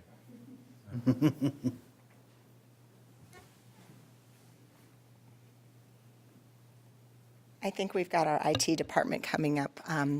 We're swapping out, so Tim can come out and help. Oh, perfect. So just so you know, yeah, you can see that there's lots and lots of statistics, lots of data that we handle in the department, and I'm going to let Tim tell you a little bit about IT. All right. I was wondering who was back there. And was it you or is it Curtis or Adam? It's me, Your Honor. Thank you, Tim. But Max is filling in, so he's a quick study. Good evening, Mayor Tim and council members. I'm Tim Hugus, and I've been your network administrator for roughly 21 years, 15 days, 12 and a half hours. Beyond the complexities of our digital sound system and video, broadcasting council meetings on YouTube and cable TV, the IT department might or might not admit to cutting 6-foot holes in the mayor and hall walls to mount these big TVs safely. But beyond this room and the things that you do see, there are some things that you might not. The IT department currently supports 112 full-time employees with regard to network security, email, access control accounts, etc. The gain or loss of every employee requires IT involvement as it relates to creating new or disabling old accounts at the very least. And in the case of losing many employees, it means working through the process of dispositioning data with their supervisor, who should have access to their voicemail, their email, project data, to whom should future calls and email be forwarded until that position has been filled. Additionally, most of our employees have office phones and computers. Desktop PCs and laptops exceed 125 throughout the organization. Copiers, local and networked printers exceed 30. These 112 employees occupy 11 buildings across the city where we supply email, internet, phones, and ensure users have access to our ERP software for time cards, finance, and numerous other applications.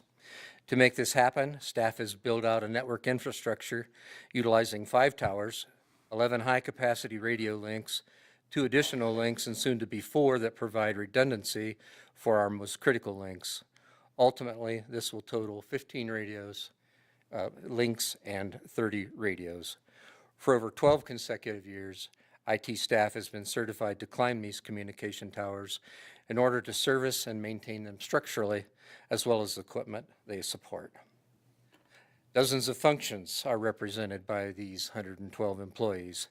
Their unique responsibilities include direct service to our citizens by taking credit card payments at the front utility billing window, securing body cam, evidence, firearm and ammunition data, software to effectively maintenance the vehicles that plow and patrol our streets, a modernized credit card water fill station, a downtown parking lot camera system in process, a city park camera system in process, a remodeled website in process, the first line of defense for all our 911 functions, the software and licensing required to make all these things work.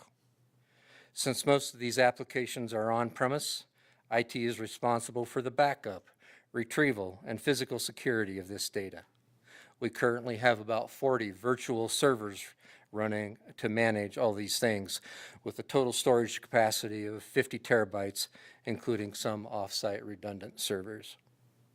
The IT department currently has over 23 active projects we're trying to manage.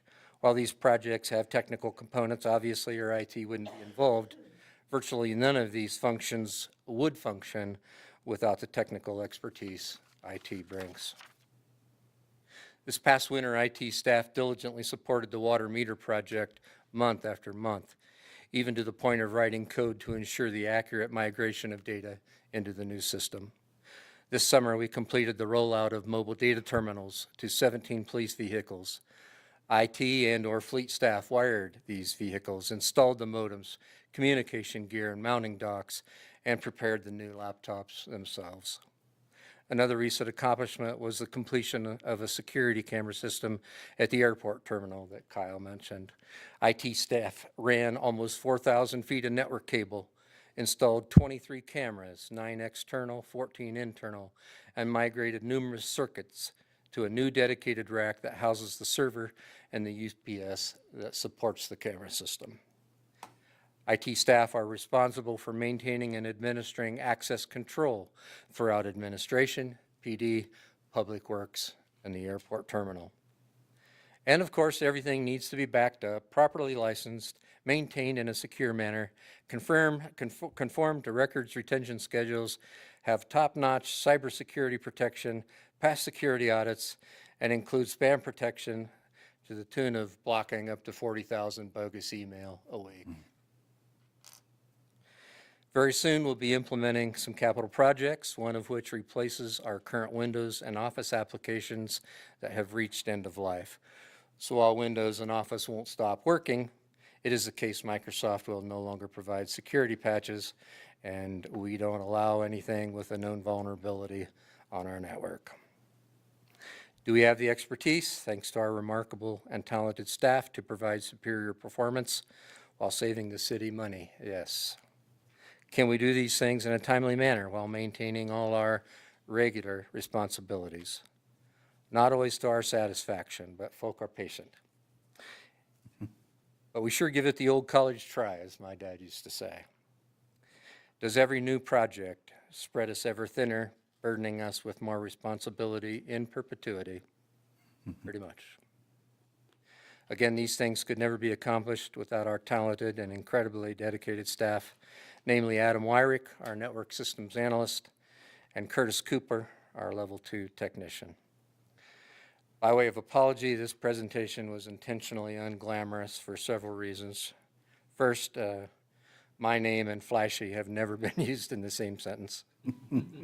But more important, we're not inclined to provide a lot of photos of our infrastructure and talk in detail a lot about those kinds of things, pretty much any more than we've just done. And before I go, I'd be remiss not to thank you all for the support that you've given IT and their myriad projects over the years. We appreciate the working relationship we've had with council and staff over all these years, and more than you know. And we look forward to your continued support long after I'm gone. Thank you. Your Honor. Thank you, Tim. Are we discontinuing Windows 10 and going to 11 then? That's correct. Because they're no longer servicing 10? Very quickly, yes. October. It's October, yeah. Yep. I only know this because I have Windows 10 on my computer at home. I'm probably not going to upgrade.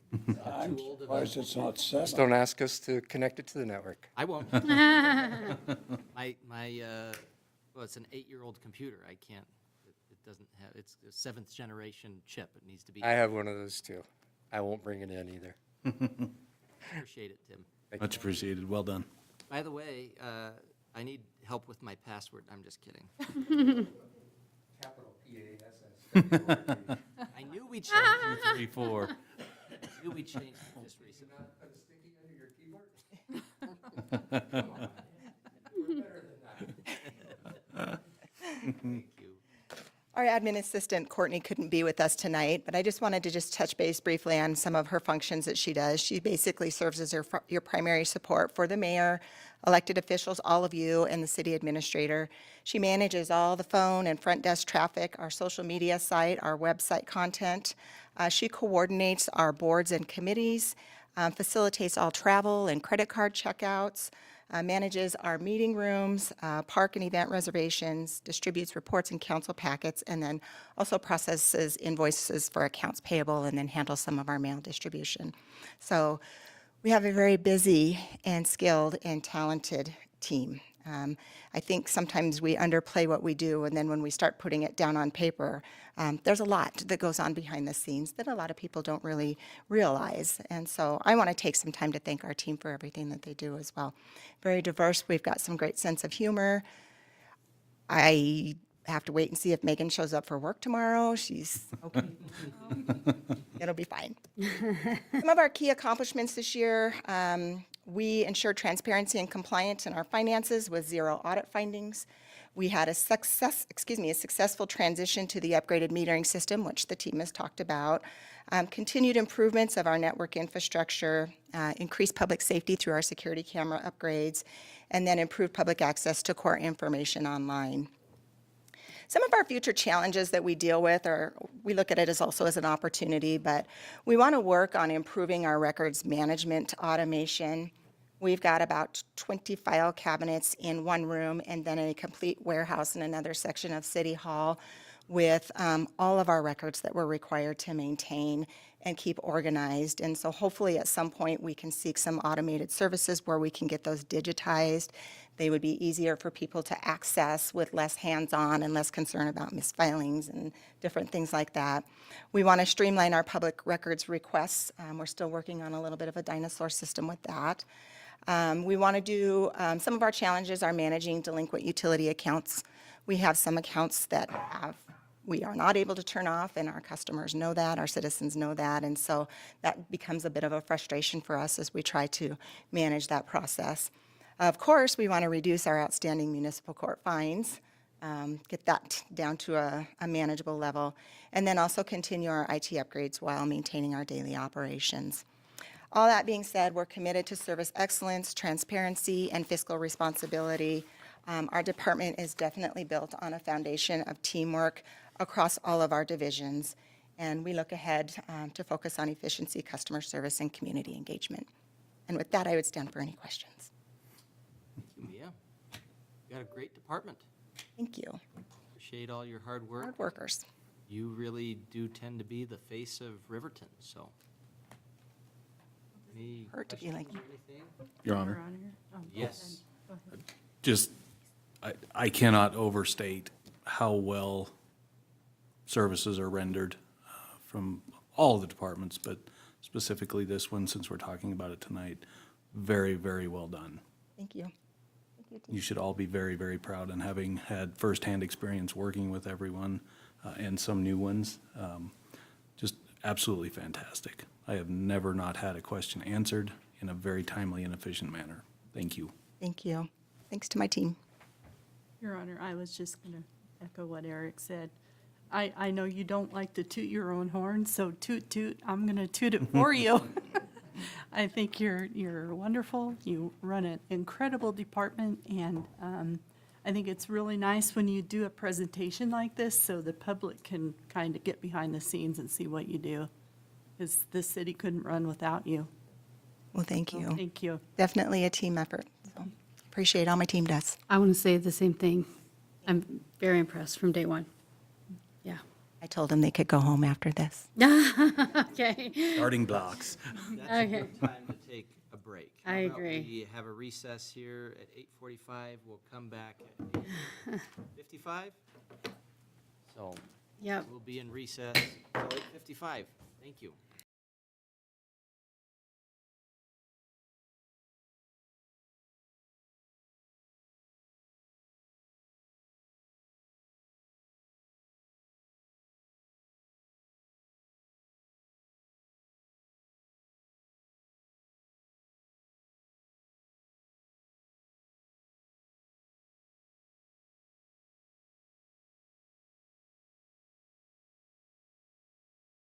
City definitely has an interdependent and positive relationship with PAWS. I want to publicly thank the PAWS group for working so well with us as we worked on this agreement.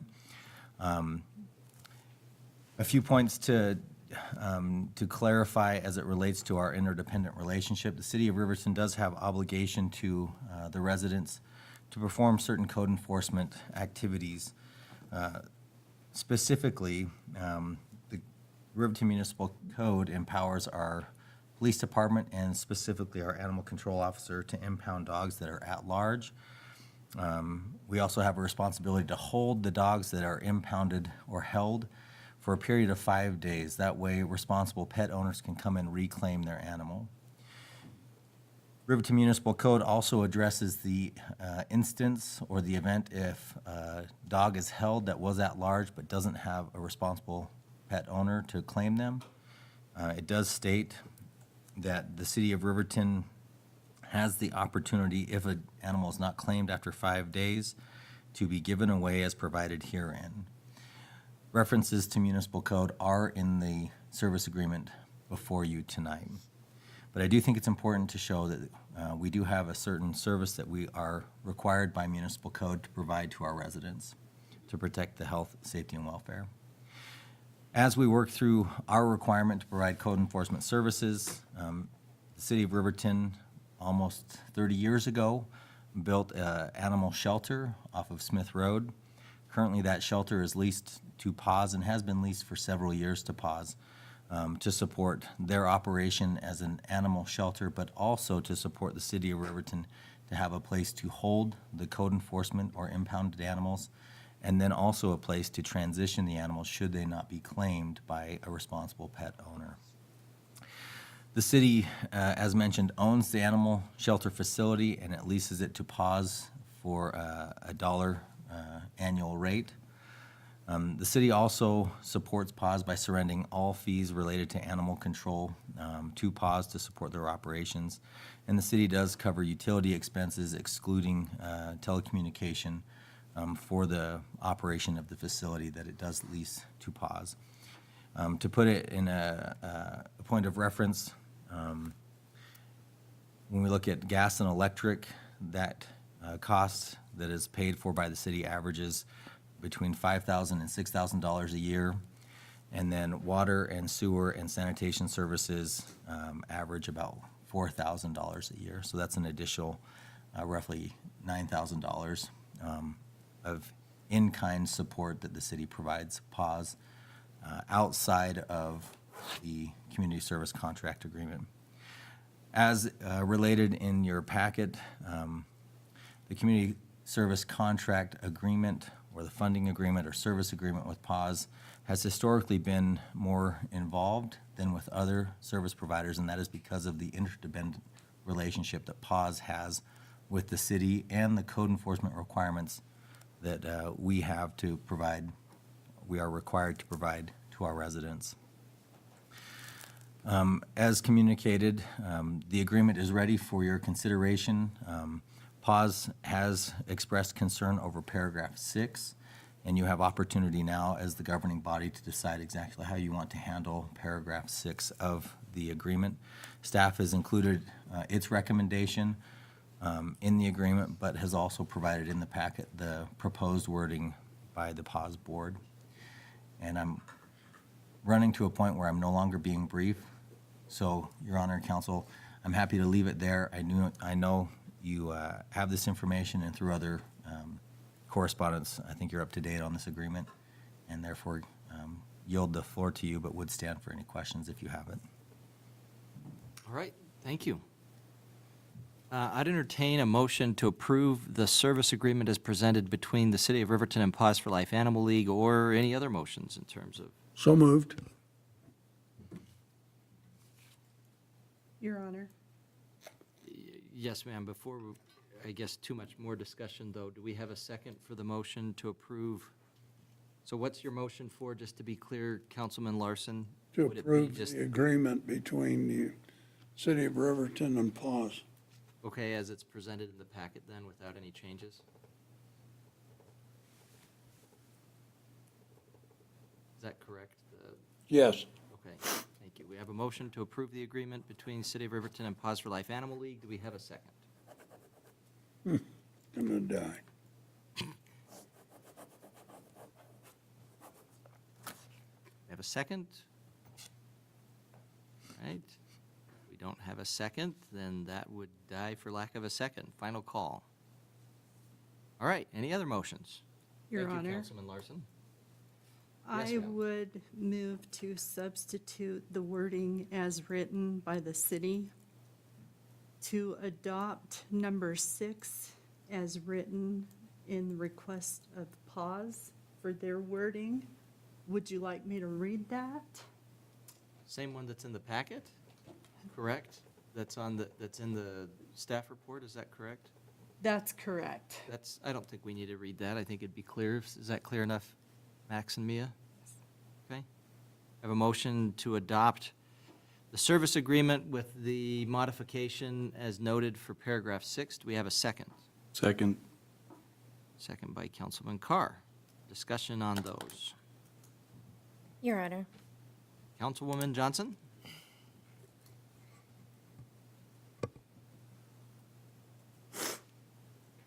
This is a unique funding, I think, that is looked at every year. This city has leaned heavily on PAWS through the years. They do provide a service that is beneficial to the community. And the city provides what they need in order to operate. I think that it is a mutual need. And I'm not necessarily opposed to their wording. However, it does not negate the issue that we have should they be unable to take an animal in because of capacity. It still does not leave us with an option what we can do with the animal in our care. And that places a huge burden, if I'm not mistaken, on the police department. And I think there needs to be an addition to it of some sort, or a limit that if we are, forgive me, I'm sorry, I'm just going to speak frankly. Nobody in their right mind pays for a service that isn't completely administered. Nobody pays to get their lawn service done every month, and because they get too busy, they don't get their lawn mowed or whatever, and you still pay the fee. Nobody does that, and it's unreasonable to even ask for that. If you're providing a service, you need to provide the service. And if you can't provide the service, then we need to find alternative options on their behalf. I feel PAWS needs to find alternative housing for the animals that they can't take in directly to the shelter, because that's a service they're offering to us at that price. And if they're unable to do that, then maybe we need to look at another ordinance that says, and as much as I hate to say it, and it's, everybody's gonna gasp, but maybe we need to implement a euthanization policy for animals that aren't adopted. And I hate to say that, but if overcrowding is an issue, nobody can take them in, there's no people offering to adopt, we have options of having people either sign up to be foster homes until there is room made in the shelter for them, which I'm not opposed to. But we can't just say it's okay for PAWS not to take our animals and we're stuck with a health and safety issue in the city and nowhere to put them. That shelter was built specifically for the needs of the city of Riverton. Okay, Your Honor, thank you. Councilwoman Borders? it's my turn to be frank. Number 1, euthanization is not an option. Point blank, not an option. The PAWS that has been serving our community for more than 20 years, I know that they're all going to leave, and then this is going to be on the city's shoulders, and the city cannot afford to have the whole weight of this on them. So that's first and foremost.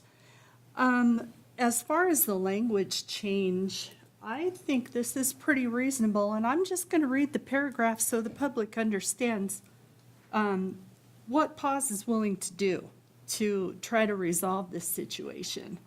In consideration of the mutual promises herein contained, the city shall pay PAWS $45,000 payable in 4 quarterly payments of $11,250 each.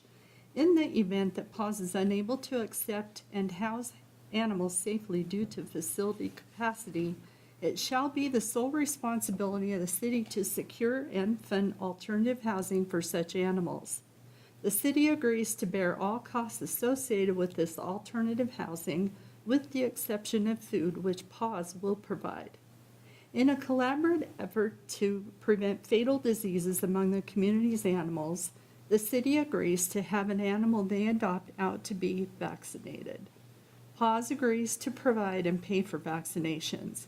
PAWS also will provide microchipping to any animals the city adopts out. The city may, with prior notification to PAWS, use a portion of a quarterly payment to cover the documented cost of necessary emergency vet care for these animals. This deduction is contingent upon the city providing PAWS with an immediate notification of the veterinary visit and a detailed itemized report of all expenses. Any costs incurred without immediate notification to PAWS will be the city's responsibility and outlined in section 8.f. So my point is that PAWS is more than willing to help in this situation. They will have 5 dedicated kennels to PAWS at all times. I feel like the previous language is punitive toward PAWS, because people are irresponsible and they don't take care of their pets and PAWS is full. They should not have to be punished for that. So I feel like this is a positive wording that. Positive? Positive. Nice. We needed that levity at the moment. Thank you. I appreciate that. So that is why I made that motion, and to me, it's a reasonable thing to do. I can tell you that I've been serving as the PAWS liaison. I think this is my 4th year. PAWS, they have so many connections in the state of Wyoming, in Colorado. They know who to call when they can try, to see if somebody can take some pets. I can tell you euthanization's not going to be it. It's going to be on the city of Riverton. It's not a threat, it's a promise. I don't think that that's a reasonable thing to even entertain. Just my own personal opinion. But this is why I'm making this motion to change this language. It's something that PAWS feels like they can live with. I think it's pretty generous that they're willing to, they just want to be in on the decision. They don't want to have the city say, sorry, we're taking your money back because you can't take any more pets. I mean, at some point, it is a collaboration, and that's how it needs to be. I don't think it should be punitive toward PAWS. Just, that's what I'm trying to say. So that's why I'm making the motion to amend that I am. And with that, I'll stand Okay, for thank you. someone else to speak. Well, and I guess, just to be clear, what we're looking at here would be PAWS is saying they will cover the microchipping, they'll cover the vaccinations, they'll cover the food, as well as emergency veterinary care. The only thing that's not being covered under this would be if there would be any other cost associated with kenneling. So, okay, thank you. Anyone else? Any other discussion? Your Honor, it's not necessarily the cost that I'm looking at. It's where are we putting them? We can't agree to something with no solution to it. And I mean, if there's a suggestion where we can put them, let's do it. Let's work on it. Let's make it happen. But where do we put them? Is there any suggestions? Your Honor. Just a couple comments. I think, for me at least, it really, and I have probably said this to everybody, but it comes down to, we would be asking PAWS to accept liability that they have absolutely no control over. And I liked your analogy of, you wouldn't pay for lawn care. But what I think the issue is this is like asking for lawn care for a 1/4 acre lot and then coming back a month later and then they say it's a 1 acre lot, but they're asking to pay the same price.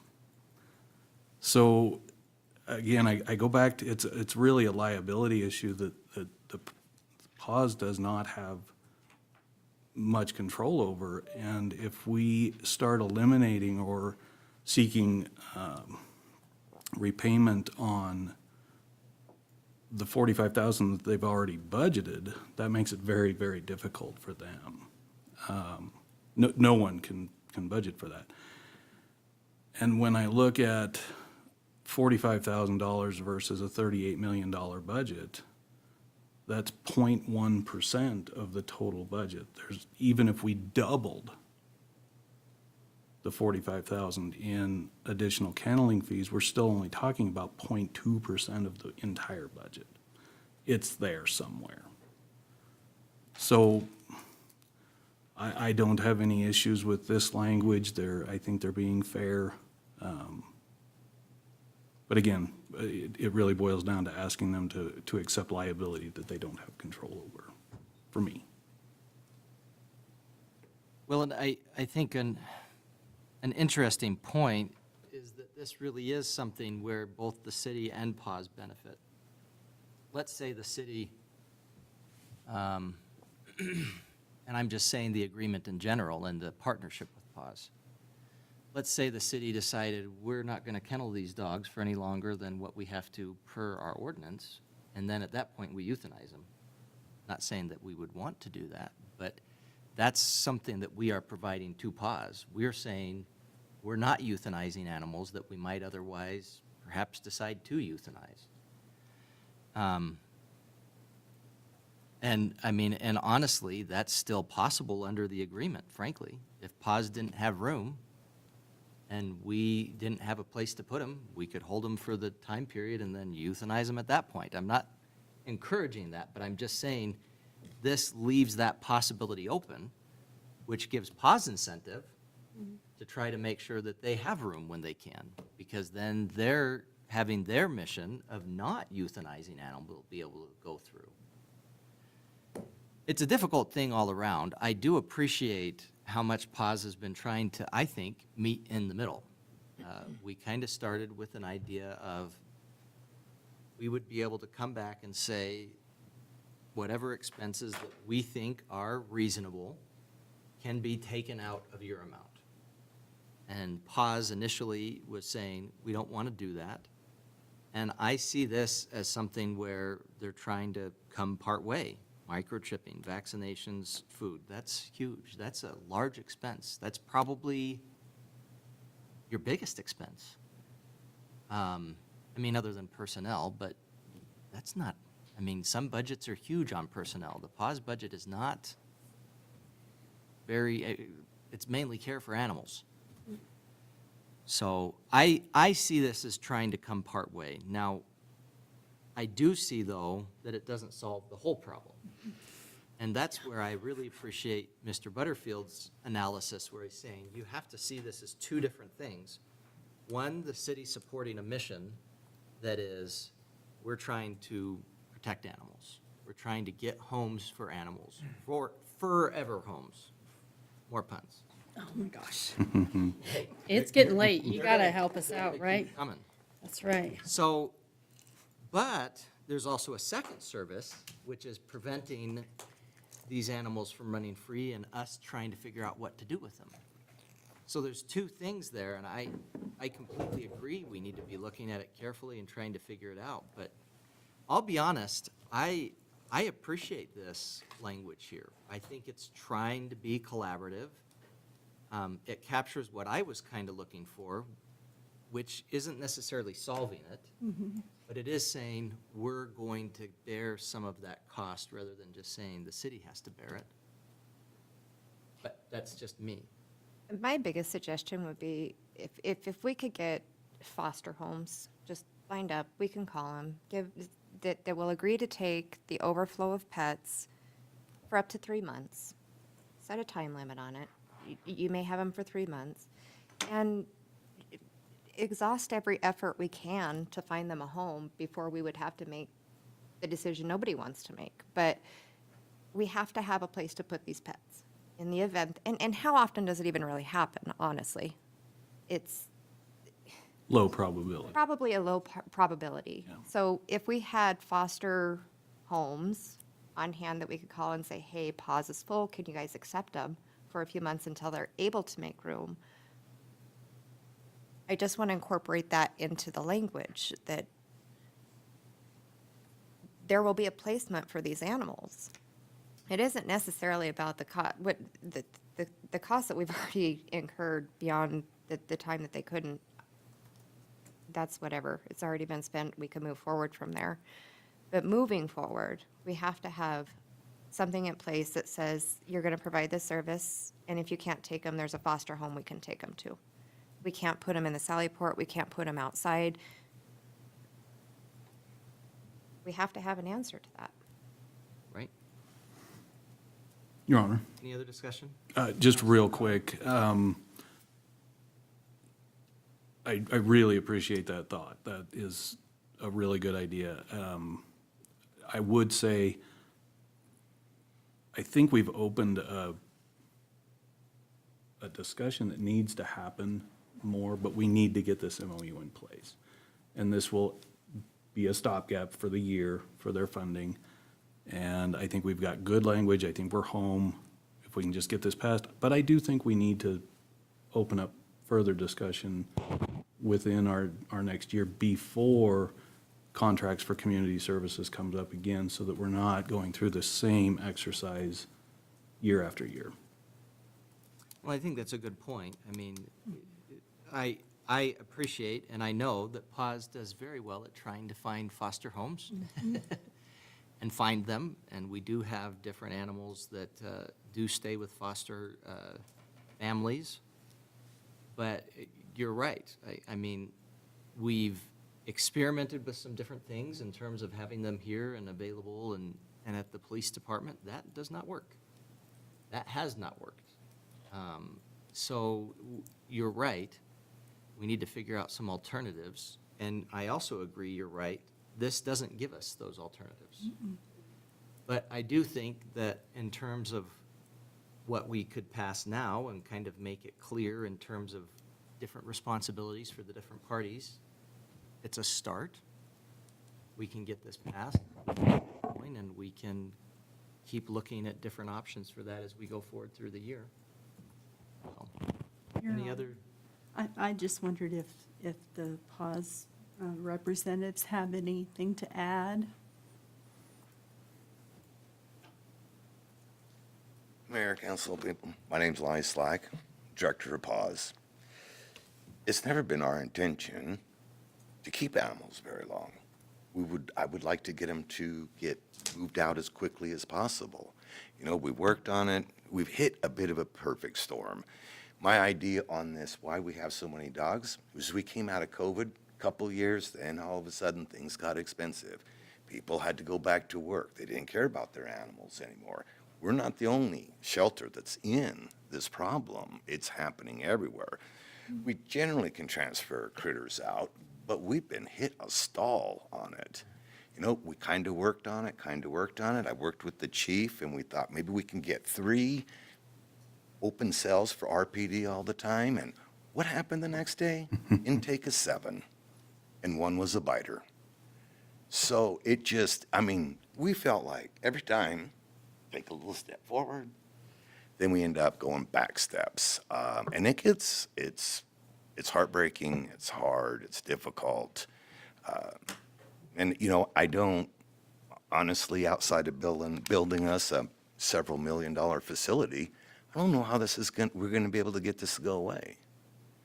If we start euthanizing animals, you won't have PAWS anymore. I will not have a board anymore. All the shelter people will walk away.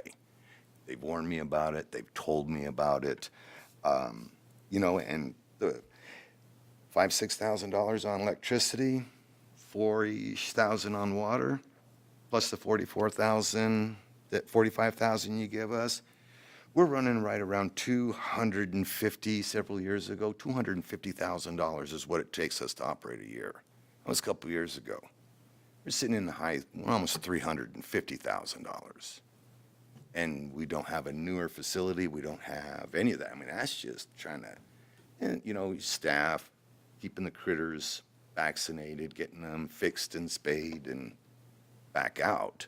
But yeah, it would, even if we pulled out, it would still break PAWS's heart to know that these animals are still going to be running around, because in technically, with the amount of intake that comes in, you would have to have as many people as we have at PAWS now just to maintain them for 5 days. I mean, it's hard, it's tricky. The other thing that we faced, I think is starting to alleviate just a little bit, is summer. School gets out, and then people think, well, let's go on vacation, then get a dog or a cat. They don't want to get one and then take off on vacation. That would be a mess. And, you know, so we have them cycles. And, well, you know, I've talked with RPD, seems to be that the biggest intake is in the summer. We don't generally have this much of a problem in the winter. You know, and which makes things a little tricky that we've got to start watching. We did bring down the several, what was it, 2 kennels down to the shelter that were here, so we could hold more. We can hold on to more critters. Problem is winter. We don't have the big Alaska Malamutes. You know, there's little smaller dogs. So by having that intake, if we're not careful by, what'd you say, about first part of October? I mean, I guess we can just start running different shifts down there, but the dogs will not be in regular kennels. They're going to be stuck in little small kennels. Could look at try find the elder dogs a sleepover place or foster care, but the city ones we have to hang on to for 5. We have to do that for you guys. I appreciate it, Mr. Slack. Thank you. Thanks. I have a question for Kyle, if I can. Sure. Is there any funding available or any funding that could be found to build 10 insulated covered kennels solely dedicated to the city of Riverton down at PAWS to alleviate them having to free up kennel space and help with the issue? Your Honor, Councilwoman, I don't know of any funding sources off the top of my head, but I'm happy to do some research, and I'm sure PAWS would be willing to help in that regard too. They've been good to work with. Outside of that, it would have to be the city's budget, which I know is a large budget, but you as a council have allocated every dollar of that budget. And so if you're spending more on one item over another, it comes at the cost of another service that you have put a dollar to. And I know you understand that, but I know we have a larger budget than PAWS does, but we also have larger service requirements. And so if you do want to use some of your unbudgeted reserve funds, we could look at that. We could look at grant opportunities, but I'm happy to go to work and see if there are funding opportunities. Could we just get a couple of estimates to see what that would actually cost? And even if we can't do it this year, maybe look at it next year and prioritize it so that it's not an issue in the coming years? Be pretty forward thinking. Mm-hmm. And this year, let's work on foster families for the animals that you can't, in collaboration together between the city of Riverton and PAWS. We both work on it and have a list. When we have the intakes, we obviously have to hang on for 5 days. Some of them are little wild stallions, if you will. So we've got to keep them for a little bit, calm them down, and then we start getting them out. We have looked at other alternative funding. We can't secure any because we do not own the property. So that would have to be a little bit more of the city, because the city's property. So no one is going to give us any money to build on, add to property that's not ours. Gotcha. So that becomes a tricky issue. Gotcha. All right. Yep. Well, appreciate it. Thank you. Good discussion. I think we've kind of gotten to where we need to for the vote right now. Did you have something else? Well, I just wanted to ask Kyle if I could. So what is the maximum capacity? I know we had talked about lifting that to the maximum number, and I know a lot of it depends on temperament and things like that. So if you have a biter, a big biter, they might have to be in a kennel by themselves.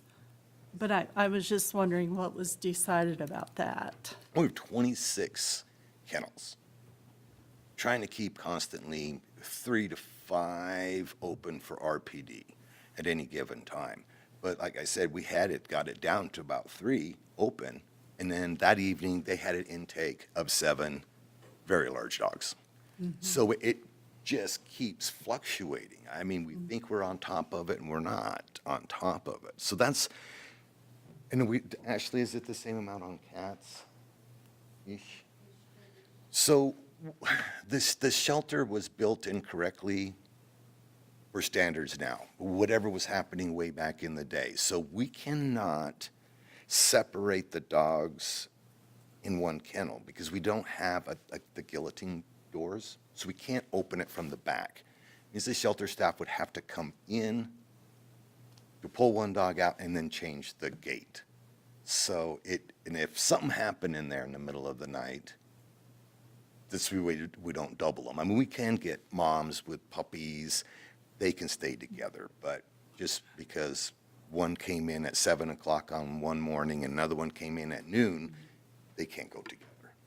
I actually have a question just about biters.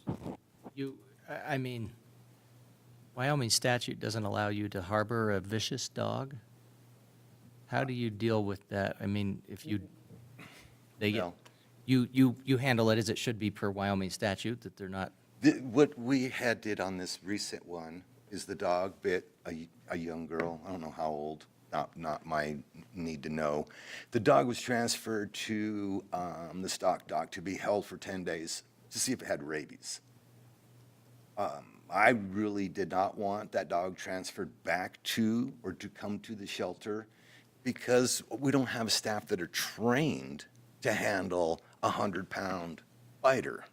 You know, if it's a Chihuahua, well, that hurts, but you probably survive it. But these bigger dogs, no. And we have only 1 or 2 people working down there first thing in the morning and something goes wrong. And so we still haven't figured out what to do with that. You know, so there was these scenarios that we had worked through, and then a couple of them kind of came true, and hopefully there's no zebras running around, because that came up because it says animals to us. We can only handle cats and dogs. You're not willing to take zebras? No zebras. No zebras. Sloths? Yeah. No sloths. No. Pigs. I'm sorry, I have just one more question. Go ahead. Lonnie, and this is not meant disrespectful at all. I just had, help me understand. Whereas there's a contract with the city for the services, and we know that we need at any given time 5 to 7 kennels. Why are we, or can you explain to me or help me understand why the city is turned away where you have a contract with, but citizens and drop-offs and intakes are not? They're accepted over the city of Riverton's animals. They're not. We have not been. Well, I'm saying if there were kennels dedicated to the city of Riverton, as there should be, why is the city being turned away and intakes being accepted where there is no contract? I guess I don't understand it quite. With it, I think what he's saying is that doesn't happen. When we had the 3 kennels and had 7 dogs come in, they were able to kennel some of them, but not all of them. But if somebody came in the next day to surrender an animal, would you allow them to surrender the animal? No. The answer to that is no. Okay, that's what I was asking. yeah, but, okay, Ashley and I was working with tribal authority, tribal housing. They're kind of the animal control. They brought up a very interesting point to us, that they wanted to know how many times somebody tried to surrender an animal, and then next thing you know, animal control brings it in. The theory of it is they try to do it in Riverton, we deny it, it's dropped on the reservation or dropped off in Lander. Lander's doing it to us. That's where the exchange of these animals are coming from.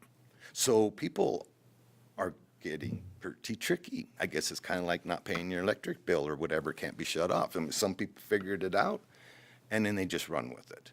But I mean, this is a big county. I know the sheriff's department, we take not a whole lot of them.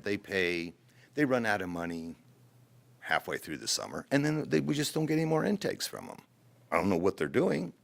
They just don't pick up any dogs. They just leave them run. And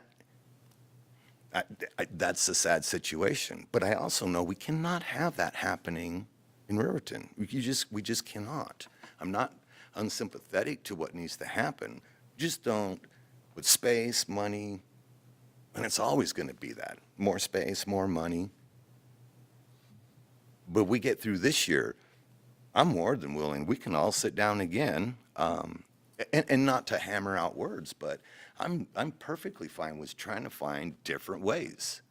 You know, we'd come to some conclusions. It's going to start here pretty soon. Our older dogs that have been there for a little bit, or cats, we'll make our own little ads. It's going to push through the City of Riverton's Facebook and our PDs, because I don't think everybody that follows PAWS follows everybody else. So we are looking at different things like that. But also with PAWS, I'm the new director. Been at it since January. I know there are things that had to be changed. We couldn't turn everything upside down all at once.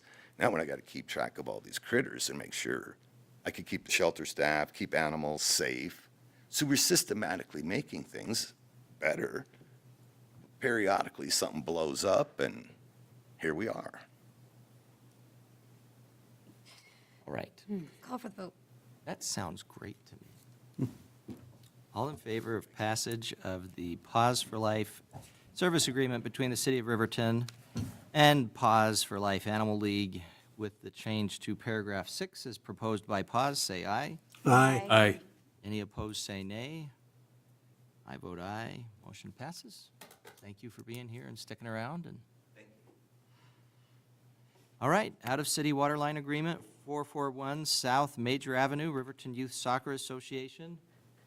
Mr. Michaud, staying awake over there? Your Honor, I'm working hard on it. I think I can. Great. Your Honor, members of the council, we have a request for connection to the city services for the location 441 South Major Street, owned by the Riverton Youth Soccer League. It's located outside of city limits, and they've worked, looks to me, I'm fairly new to the city, but it looks to me like they've worked really hard in developing this site for the soccer needs. I know they've worked in collaboration with the city on a lot of different things. And Riverton Municipal Code requires to connect to water that location be located in the city or be annexed to the city. But there is an exception in that, and that's Riverton Ordinance 13.08.220. It allows for the city, the property to be connected to the city if it meets 6 different criteria. The extension of the water service is economically feasible. The property is readily adaptable and made to conform with existing ordinances. There is adequate provision for the extension of sanitary sewer services or provision of on-site disposal of liquid wastes. It can be reasonably expected that the property can be annexed into the city in the foreseeable future. Such extension service would help promote growth and development of the city, and such extension would help promote the health, safety, and welfare of the citizens of the city, and is generally in the best interests of the citizens of the city. So I do feel like it does meet all these 6 criteria. This is a fairly common agreement. The city, in just doing some research, has done a very similar agreement several times in the past. As part of this agreement, if the city determines to move forward with this, there are costs for connection, plant fees. There's a 1-inch water connection that would cost $2,043. There's a sewer connection that would cost $912, and there's a building department inspection fee of $52. After looking into this and talking with Brendan Toman, the Public Works Director, we don't feel that there's any encroachment fees that are applicable to this instance. And so I am recommending to the mayor and the council that we approve this agreement. Thank you. I'd entertain a motion to approve the agreement for providing water service connection outside the corporate limits of the city of Riverton for an unincorporated Fremont County property located at 441 South Major Avenue. So moved. Second. And could you repeat that whole motion for us? If need be. I was surprised I was able to get through it without a breath. All right, discussion. I just have one quick question. Will that reduce the water flow or pressure to anywhere else in that area coming in? Does that affect water? Mr. Toman. Your Honor, I think I can answer that question. This will not. It's a standard service. It's a 3/4 inch tap, like similar you would have to your home. This particular service just feeds the restroom, and I believe it's a concession stand area. So just like any home. Thank you. There'd been early discussion about how the fields and everything would be watered there. They got a well that they're watering on right now. And this is just to be able to fulfill the requirement of having clean water in the bathrooms and that kind of thing. Any other questions? Okay, all in favor, say aye. Aye. Aye. Any opposed, say nay. Motion passes. I vote aye as well. Thanks for sticking around.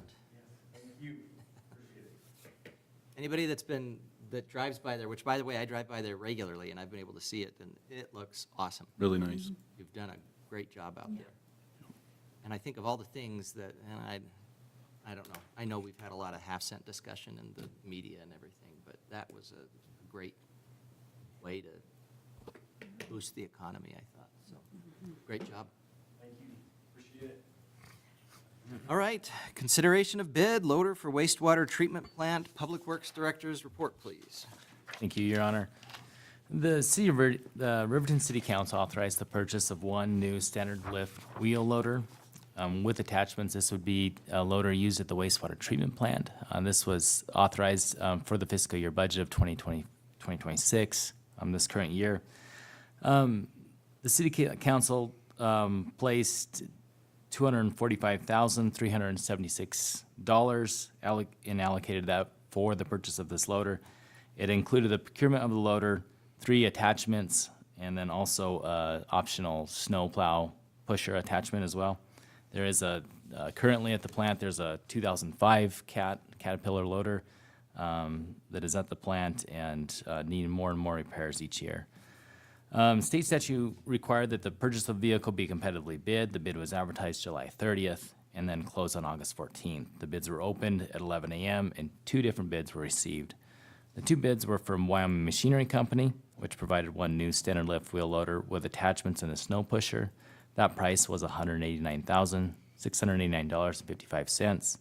The second bid was from RDO Equipment for the same wheel loader and attachment with just a few less items that they included on their bid. The bid that they submitted was $177,419.32.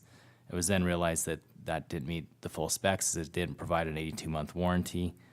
Staff did reach out and ask what a comparable warranty would be from RDO Equipment, and RDO Equipment did provide that price at $35,905 for a total of $213,324.32. Therefore, with those 2 items being considered, or with that warranty being considered, staff would recommend that the purchase be made to Wyoming Machinery Company for $189,689.55. And then if that is indeed the way the council would like to go, that would hold back $55,687 to remain in that account to come in below the budgeted amount. Thank you. Thank you.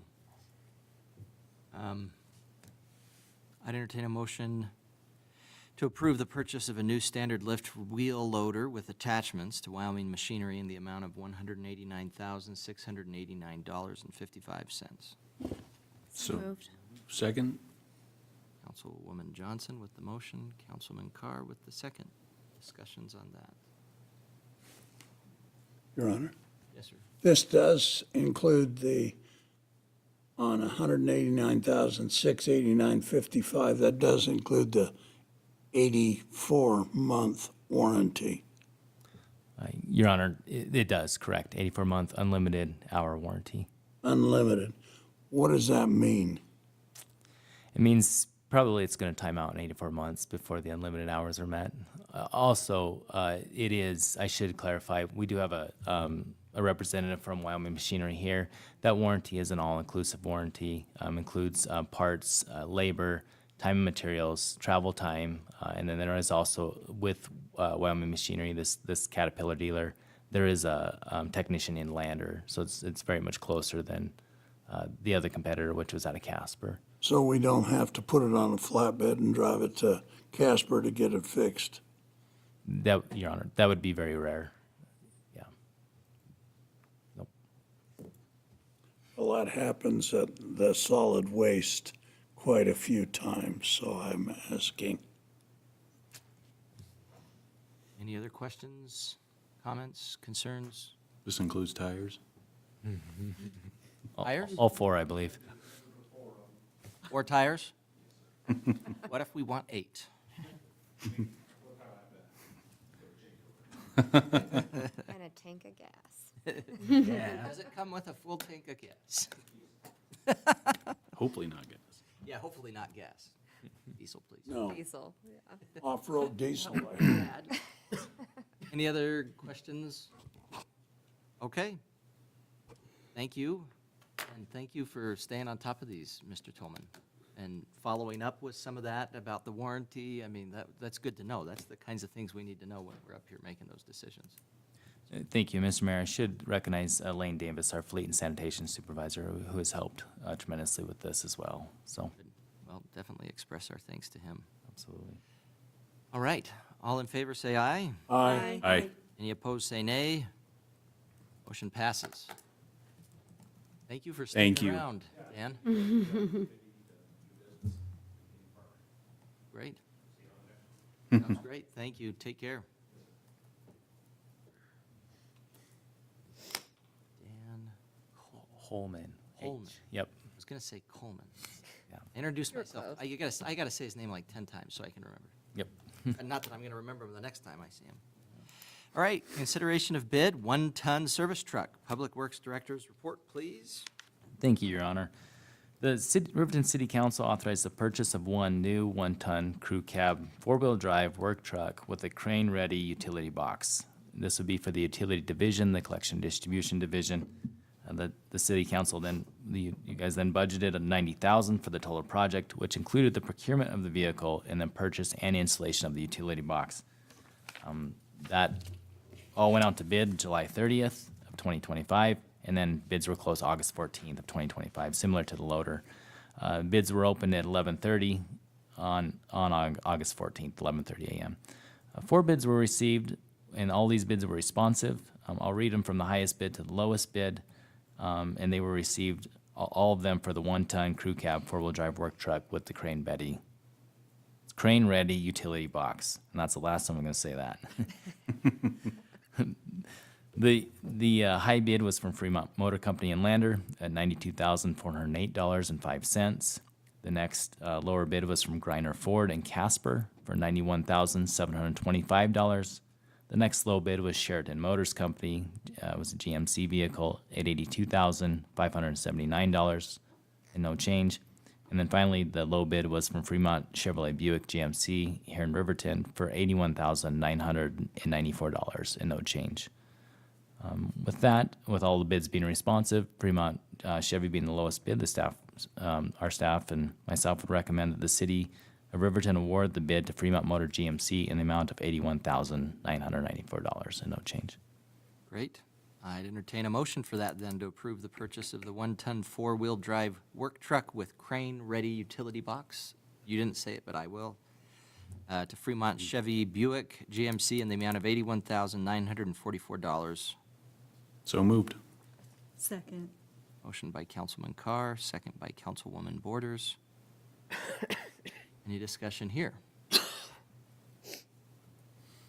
4 tires and a tank of gas. All in favor, say aye. Aye. Aye. Aye. Any opposed, say nay. I vote aye. Motion passes. Next up, Airport Self-Fuel Tank Project. Public Works Director's report, please. Thank you, Your Honor. This is for a recommendation. City staff recommends that the City Council consider the bid for a self-serve fuel tank project at the airport. During the review of the Central Wyoming Airport Capital Improvement Project for fiscal year '25, funds were allocated for this aviation fuel self-serve fuel tank. That was in the amount of $375,000. Ardura Group, the consultant for the city at the airport, prepared specifications and bid documents for this project. A request for bid was, and proposals were sent out to the Riverton Ranger and the Casper Star Tribune, and then 2 bids were received and publicly opened on July 17th at 2 p.m. The 2 bids were from CGRS Incorporated, and that was in the amount of $725,967 and no change. The second bid was from Basco Services Incorporated for $618,577. $557 and no change, excuse me. 618,557 and no change. So based on the recommendation from our Ardura Group and then also a review from our staff, the bids were deemed to be too irregular and then also over the estimate for the project. One of the irregularities was Basel Services placed 45% of their bid price into the mobilization line item.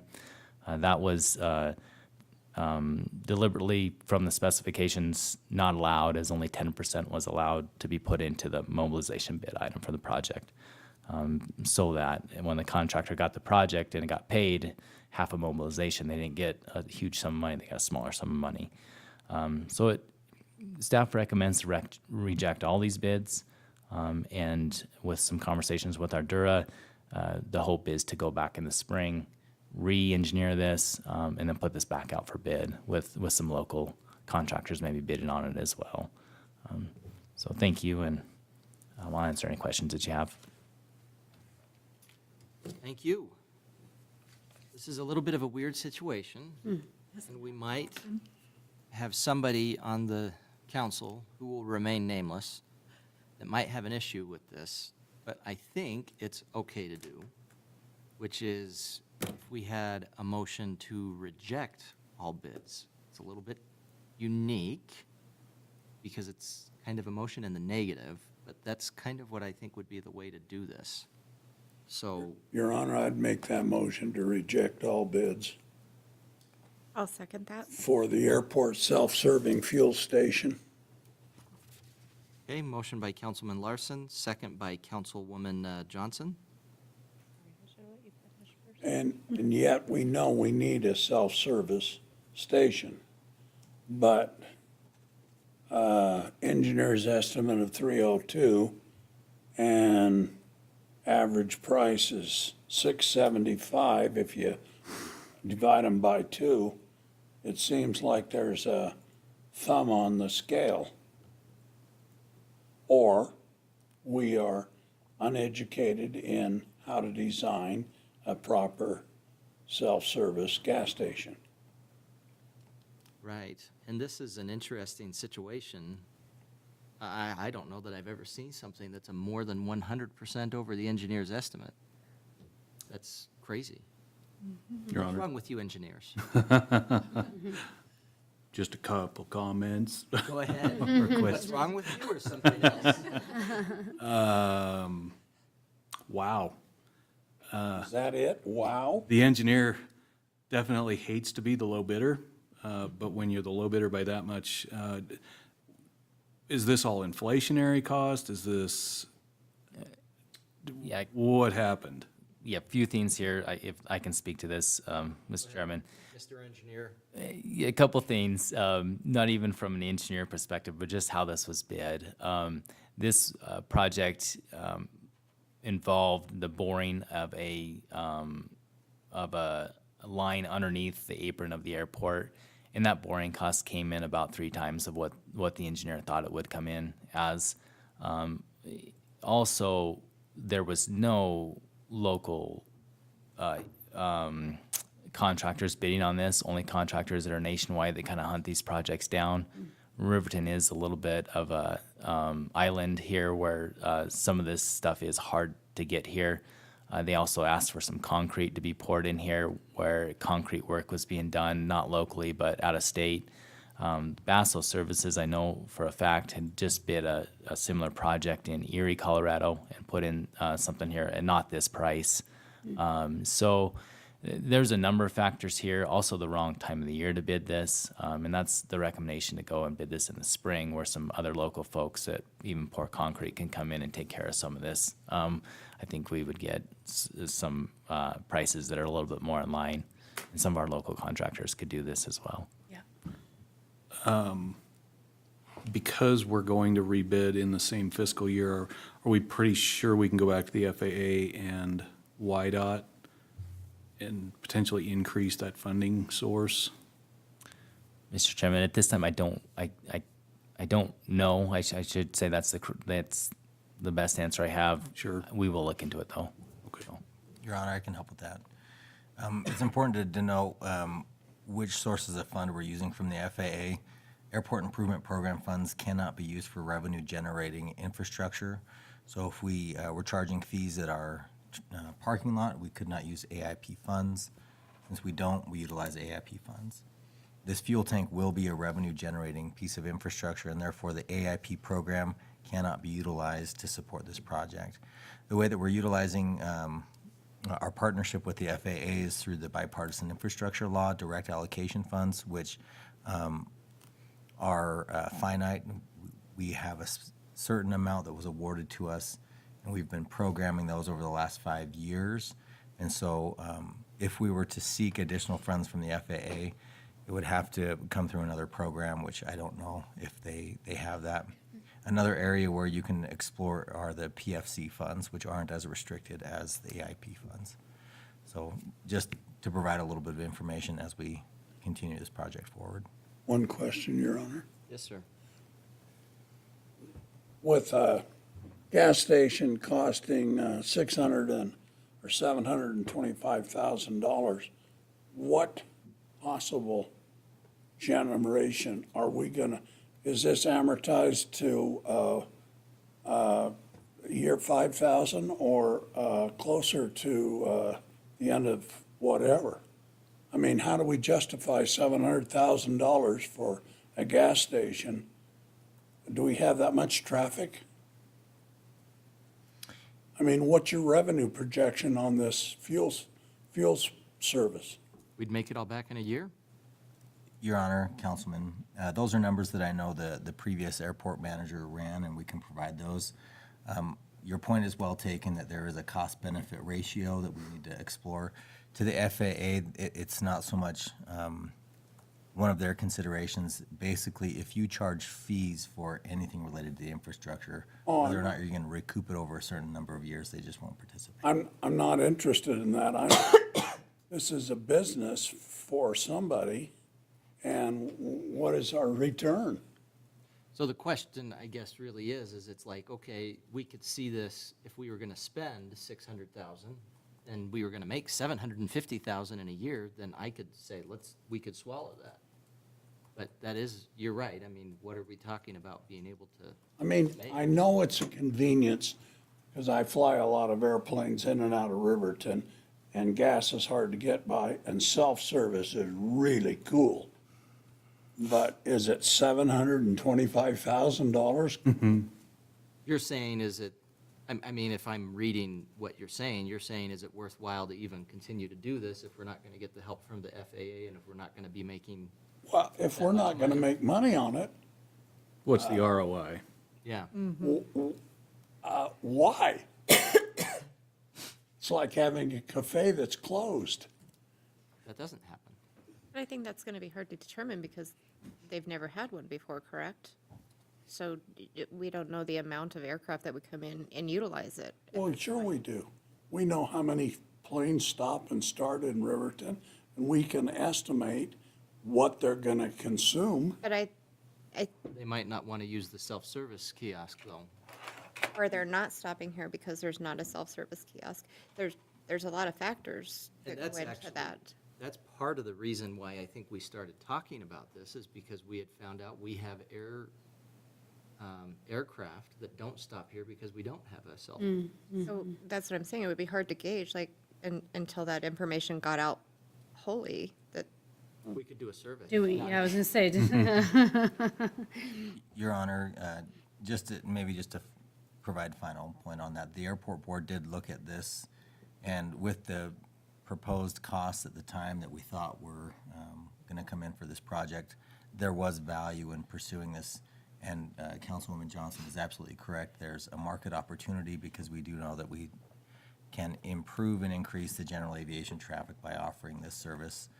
Several pilots fly over and do not utilize and buy fuel at our location because there is not an after-hours option unless you're paying an after-hours call-out fee and dispatching someone to come and fuel the aircraft. So these are numbers that we can re-examine and present to you.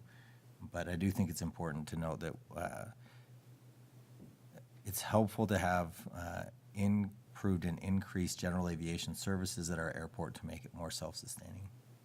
Well, that's something that's interesting to me, too, because that's something that the federal government wants us to do, right? We want to be making sure that it's as self-sustaining as possible, but we can't use the airport improvement funds to do it.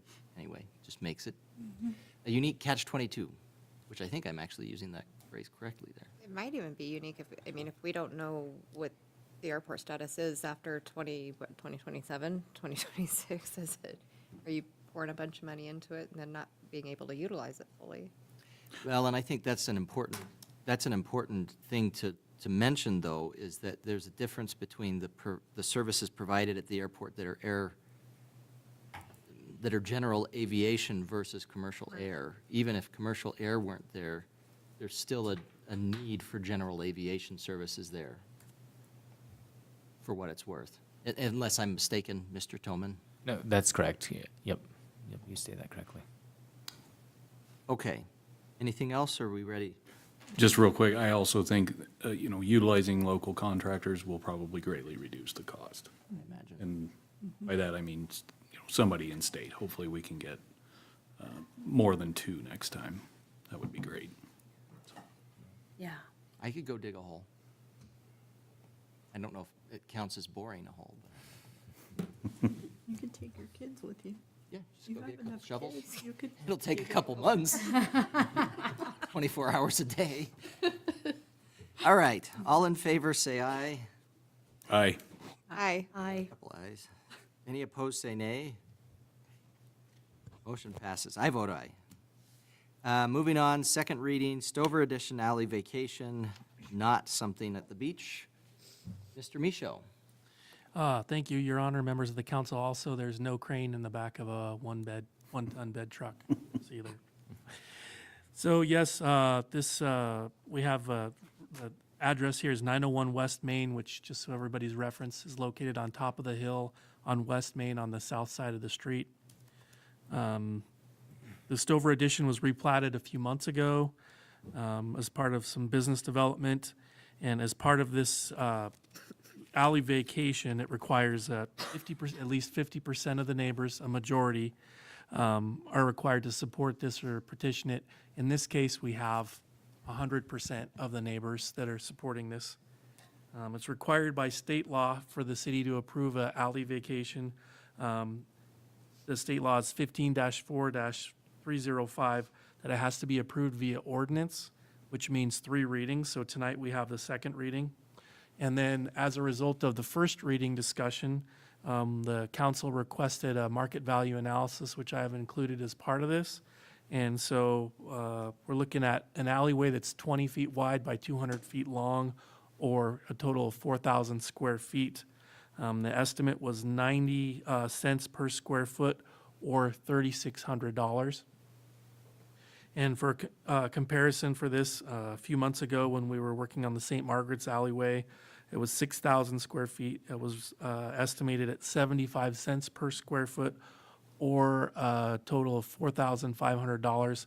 And the council made an adjustment to $3,000 for that. The state law doesn't require that the council take consideration for this or take the actual market value analysis. That all of that is totally up to the council on what the council would like to do. Okay. Ms. Harris, could you read ordinance 25007 by title only? Yes, Your Honor. Proposed ordinance number 25-007 on second reading, an ordinance vacating a dead-end 20-foot alley dedicated to the public to the south of Lot 1A, Stover Addition, replat number 1, and the same to the north of Lots 1 and 2, Block 2, Stover Addition to the City of Riverton, Wyoming, and demanding value of the land vacated. I'd entertain a motion to adopt ordinance 25007 on second reading. So moved. Second. Motion by Councilwoman Borders, second by Councilman Carr. Any other discussion? Your Honor, I would just like to see us stay consistent at the 75 cents per square foot, since that's what we offered previously. And the same.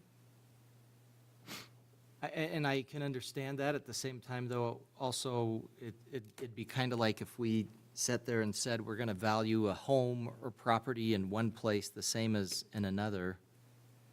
I can kind of understand why they're making a difference here. You know what I mean? We don't pay the same price per square foot in Different places. different places in town even. Yeah. Location, location, location. So I can understand what you're saying. I like the idea of being consistency, and we could kind of set our own value, so to speak, where we would say to the city council, we think that every single alley, if anybody comes forward with this, is going to be worth 75 cents per square foot. But then again, I worry about that. Your Honor, I think that we set the precedence of going with what the expert says that they bring in. Because if that's what we're saying, is that they have to get an expert advice, then why are we being the expert and saying that it has to be a certain value per square foot? I think that we go with what the expert says. Ironically enough, and then this is also the same person. But his value of it, and I'm trying to remember what it was, his value was different than what we ended up on. And you had just said that, but I was reading something else. I would just say, as long as we can articulate why we gave one that at 75 cents per square foot versus the other one at 90 cents a square foot, as long as that's as long as we can articulate why that's being done. I say we. But did we honor the other one, or did we make it less? I think we made it Even less. less than that. Yeah, and we need to either honor it or, yeah, we need to be consistent, whatever it is. Mhm. And I think that you and I were kind of like, we need to honor it, and that was the problem. Because giving it to him at a better deal was, we knew that this might be the situation we'd be in. And here we are. Your Honor. Yes, sir. Yeah, I would just reiterate, I think it's good to be able to articulate, and with the valuations that we had the valuation done for the church property, we had the valuation done for this property. If we just go with the valuation, there's your expert or backup, if you will, to be able to articulate, hey, here's what a professional in the field determined a land value to be per square foot, and we go with that. Well, and I guess one of the things, there's just a couple of different ways to think about it, right? Because one of the things is as they're looking at this, they're taking into account what the other one had been. It's a comparable in. And so the comparable is what it was actually sold for, not what had been proposed previously, but the comparable is what the fair market value as determined by a seller and a buyer in a co-equal relationship. So, I mean, you know what I mean? It's just so I guess I think to a certain extent, the more that we insert something that is outside of as objective as possible, that's where we run into issues. And taking what the fair market value is that's provided, I think is the better way to look at it in terms of having it be objective and understanding that the comparable was at a much lower rate and yet still came up with this rate. I think St. Margaret's was a really unique situation. It was far different than what I would have expected, but I would agree. I think if it's on paper and that's what's been recommended, then that's what we should go with. Anything else? You guys are great. I'm just saying, it's always good to have this discussion and be able to look at things from all angles. I think that's the way to do it. That's what our constituents expect from us, not just sitting here and just rubber stamping everything.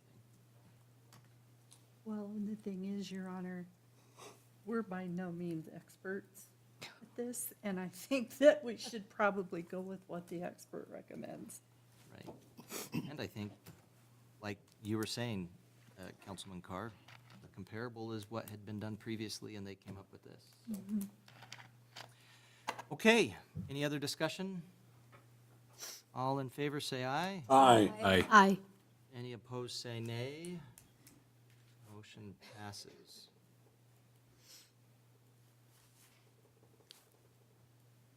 I guess to be clear, because oh yes, okay. We had in the ordinance the amount. Thank you. Just wanted to make sure we had that right. All right, next up, second reading, Nevin Circle vacation. Again, nobody's going to the beach, regrettably. Community Development Directors. Your Honor, members of the council, yes, before us we have the second reading for the Nevin Circle vacation. The Nevin Circle is a street that was platted as part of the Nevin Estates Edition. It's located on East Monroe, just east of Federal Boulevard, about 1 block on the north side of Monroe. The family is in the middle of replatting the addition, and they would like to vacate the street so that they can do that. The street does not exist. It wasn't ever constructed. And again, state law requires that a majority of the owners petition in agreement with this change, and in this case, again, we have 100% of the neighbors that are petitioning. And again, we've got the state statute 15-4-306 that requires this to be approved by ordinance or 3 readings. This is the second reading. And also, again, the city can consider financial remuneration for this, but I would just like to recommend that we do not consider that in this situation. As in 2016, the city attempted to vacate the circle via resolution, but actually it needed to be done via ordinance. So again, we're on the second reading, and my recommendation is to approve this to the council. Thank you. Administrative Services Director, if you could please read ordinance 25008. Yes, Your Honor. Proposed ordinance number 25-008 on second reading, an ordinance vacating a public right-of-way platted as Nevin Circle of the Nevin Estates Edition, a minor subdivision to the city of Riverton, Wyoming. I'd entertain a motion to adopt ordinance 25008. So moved. Second. Councilman Carr with the motion, Councilwoman Johnson with the second. I appreciate the language, by the way, in the ordinance that it's basically saying it's platted that way. We don't actually have a circle there. It's just that it's platted there. I think that's helpful. Any other discussion? All in favor, say aye. Aye. Aye. Any opposed, say nay. I vote aye. Motion passes. West Main Water Replacement Project Funding. Resolution 1531, supporting a Wyoming Water Development Grant application, and Resolution 1532, supporting a state revolving fund loan application. Mr. Toman. Thank you, Your Honor, members of the council. Tonight, before you have 2 resolutions to consider. This is for a water project for the West Main Street water transmission line. Before I get too much into the resolutions, I'd like to describe a little bit of what the water line is, and then also provide a little bit of background on where this project came from. So if you wouldn't mind, I'll just hook up to the screens real quick and run through that for you. Great. Thank you.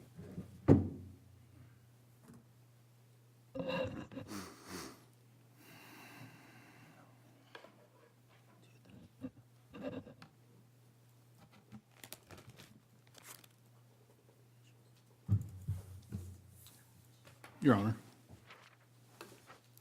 Your Honor. Just a quick point of reference, while he's setting up.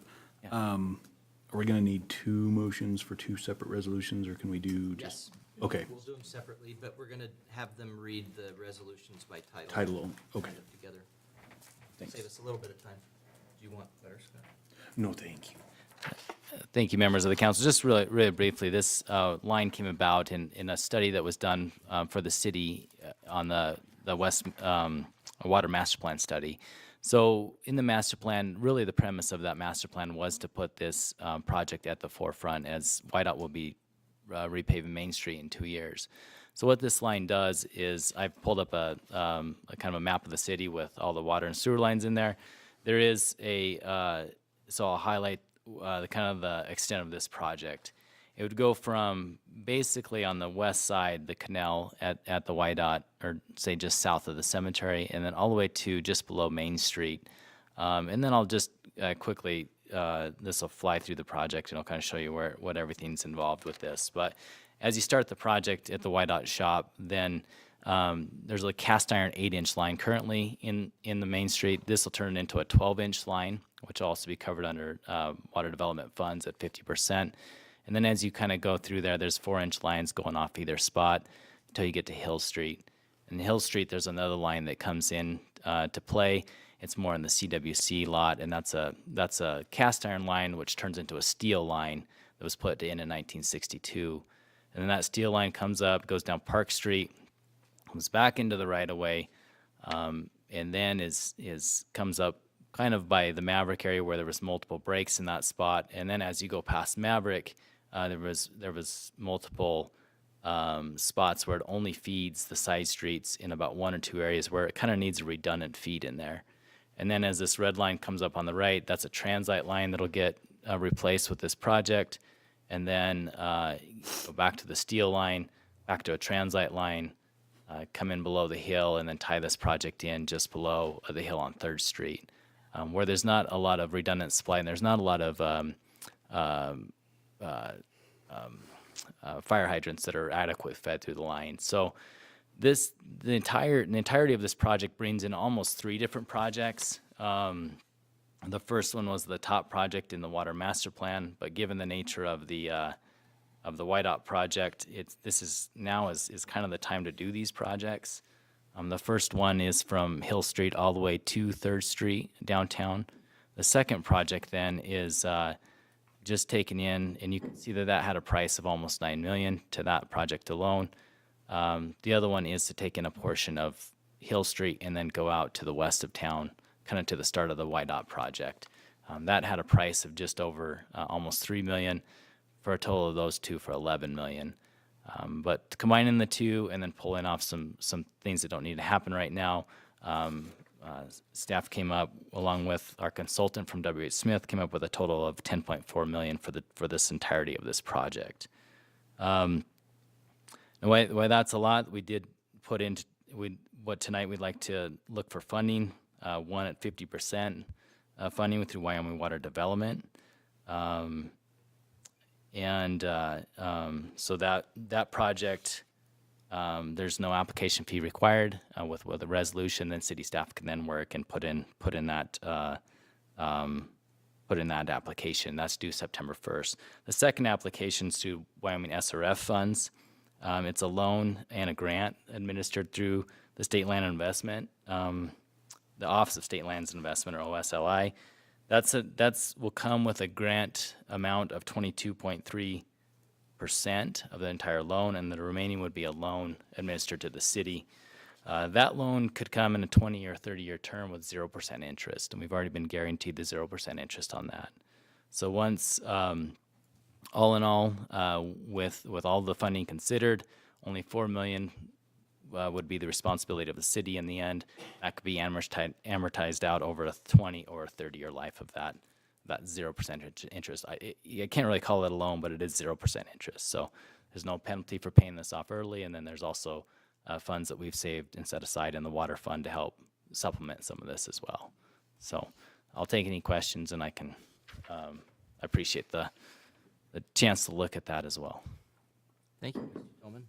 How will that affect the service along that line when that's installed?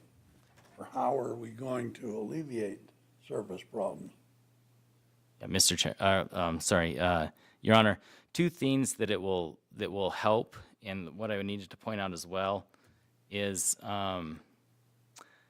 there are now multiple along this Main Street portion. There are multiple medical facilities in there that need redundant supply. We have we are barely skating by on that, and I thought this would come off of my street view, but it's not. So if I go back to this one portion of the project, there's multiple lines on south side of Main Street that need really 3 or 4 spots to hook up, and then that will provide a loop system for all those homes. Right now, there's just 2 spots that are really kind of pulled out to Main and then hooked up. We ran into an issue, and 3 years ago, we had 2 water breaks on the just above the hill. And another problem we found with this is there's no valves in this line. It was put in 1962, and there's like 3 valves in it, in that whole stretch that I showed you. So anytime there's a break now, we've done some work to alleviate this, but anytime there's a break, we shut off water from Smith's all the way to 8th Street, in essence. And people are just out of water. So we've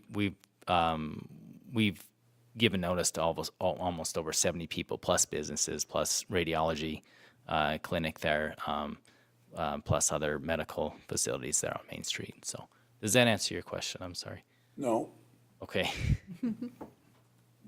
When you're putting that line in, how are we going, are there other lines servicing those facilities, like the motel that is turned into the kidney place, above or below the X-ray, Smith's grocery store? So is it, sorry, Your Honor, is the question how to maintain service while the line's getting put in? Is that the question? Yes. Okay, absolutely. There's a couple ways to do that. One is for the temporary water system. I'm not saying there's a couple of ways to do it. I'm saying, do we have, when we turn off the water, are they gonna be out of water? Is there a current system that's in place that will stop them from being out of water when the main line is inactivated? You're saying, which is, I think, what he's trying to answer, which is there a redundancy in place there while we're doing that? Correct, there you go. The contract will likely say service cannot be interrupted. It will say that. It will, Your Honor. 2 things. That's the premise for this project. That's a need for the project. And then also at the same time, it will be worked through on a block by block basis to where valves are put in to where people are interrupted for either minimal amount of time or coordinated to where they're interrupted during downtimes of their business, possibly at night, nighttime shutdown, stuff like that. So at this big a project, those are the things we consider here. See, I remember when we had hoses running from one house to another to supply the water, which, oops, we didn't see that on several of these experiments. So, I mean, the real problem is we don't know all that we would like to know about that facility along that line because it's old. It's true. This line would also take, Your Honor, sorry. This line would also take care of multiple transmission lines, transite lines that are along this area that need to be replaced. And that's per EPA regulation. They've kind of put it each year, replace this line, and we're just working to that point, so. But I like the interest rate. Oh, yeah, you can't beat 0. Thank you, Mr. Toman. Thank you. Anything else to add before we get the resolutions read?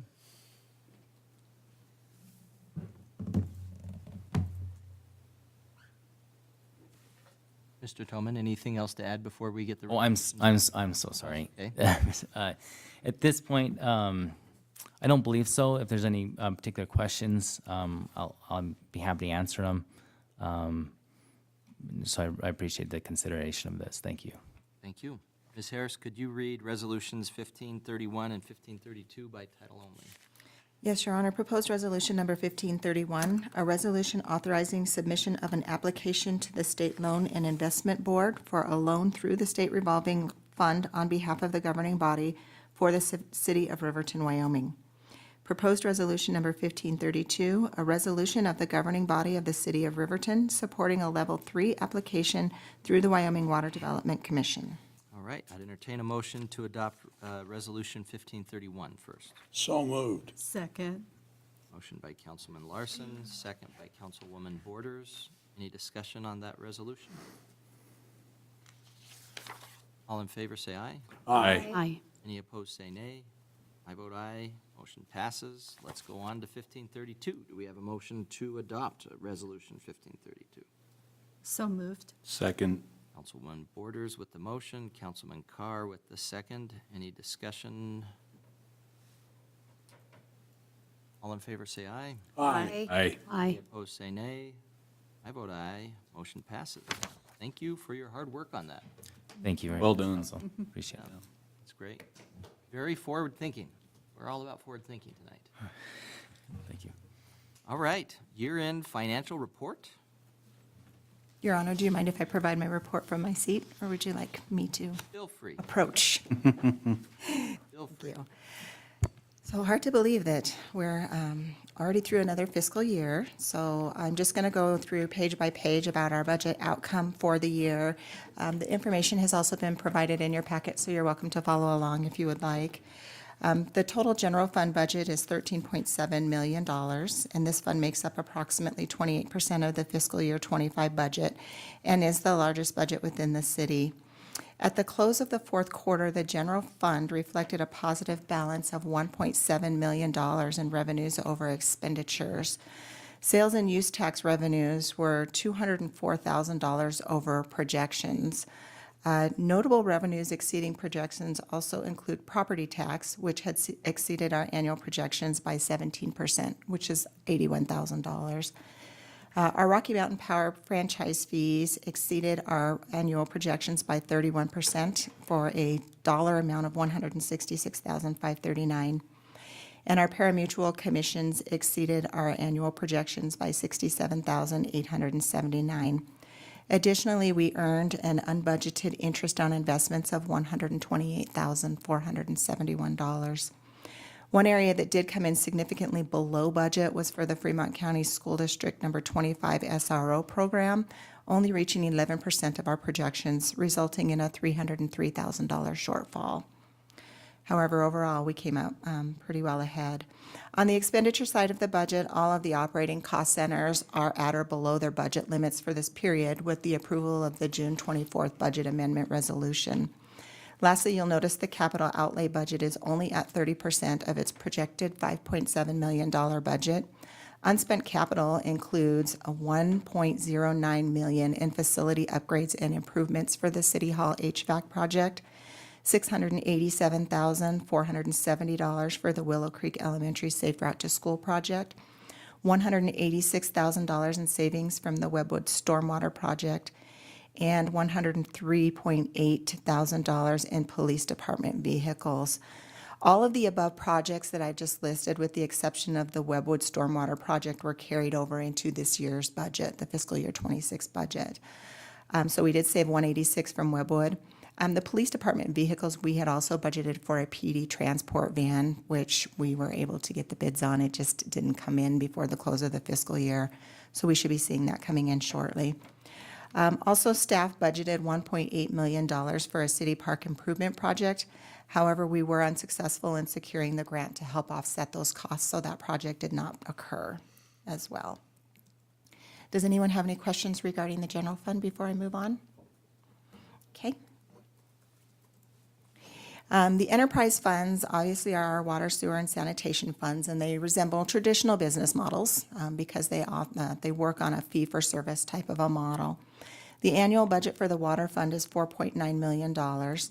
There were $2 million in capital projects proposed for this year, And the fund closed the quarter with a positive balance of $442,287.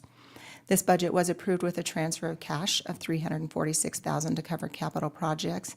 And major items for the year included the large-scale water meter replacement project, and that was scheduled at $3.5 million split between the water and sewer, so essentially it was a $7.1 million project. The city was awarded $3.02 million in ARPA grant funding to help offset the costs of the project. And the only thing that we had left related to that project at the close of the fiscal year was to pay out the retainage to the contractor on that. So we have submitted our final grant reimbursement request for that and also submitted a letter to SLIB for project closeout. Other projects that are grant funded included the water tank rehab project, hydrant and valve repairs, a mini valve, exercising equipment, and a few other minor projects and improvements. The $660,000 tank rehabilitation project was moved forward to fiscal year '26. So think in theory, if we had completed that tank project as we had budgeted last year, we would have come in low on our budget. We would have been overexpended, and we would have had to transfer the 346, or at least a portion of that, to cover capital projects. We didn't have to do that this year because we didn't spend the money. And that is scheduled for this year as well. So the annual budget for the wastewater fund is $6.74 million, and the budget closed the quarter with a deficit balance of $78,819 in expenditures over revenues. The budget was approved for a cash transfer of $550,718 for capital projects, including the previous mentioned water meter replacement project. So while we closed with a deficit balance, it was not nearly as significant as we had budgeted and planned for it to be at the close of the fiscal year. The wastewater fund will continue to see improvements this year to the plant, major plant improvements going on, and they've been ongoing for the last couple of years. We've got the UV disinfection system, rebuilding clarifier units, and upgrading the grit system, as well as several other projects closely related to the wastewater treatment plant. Could you tell me the miscellaneous revenue ended up 243%? What was that for wastewater fund? It's likely interest income, but let me double check for you.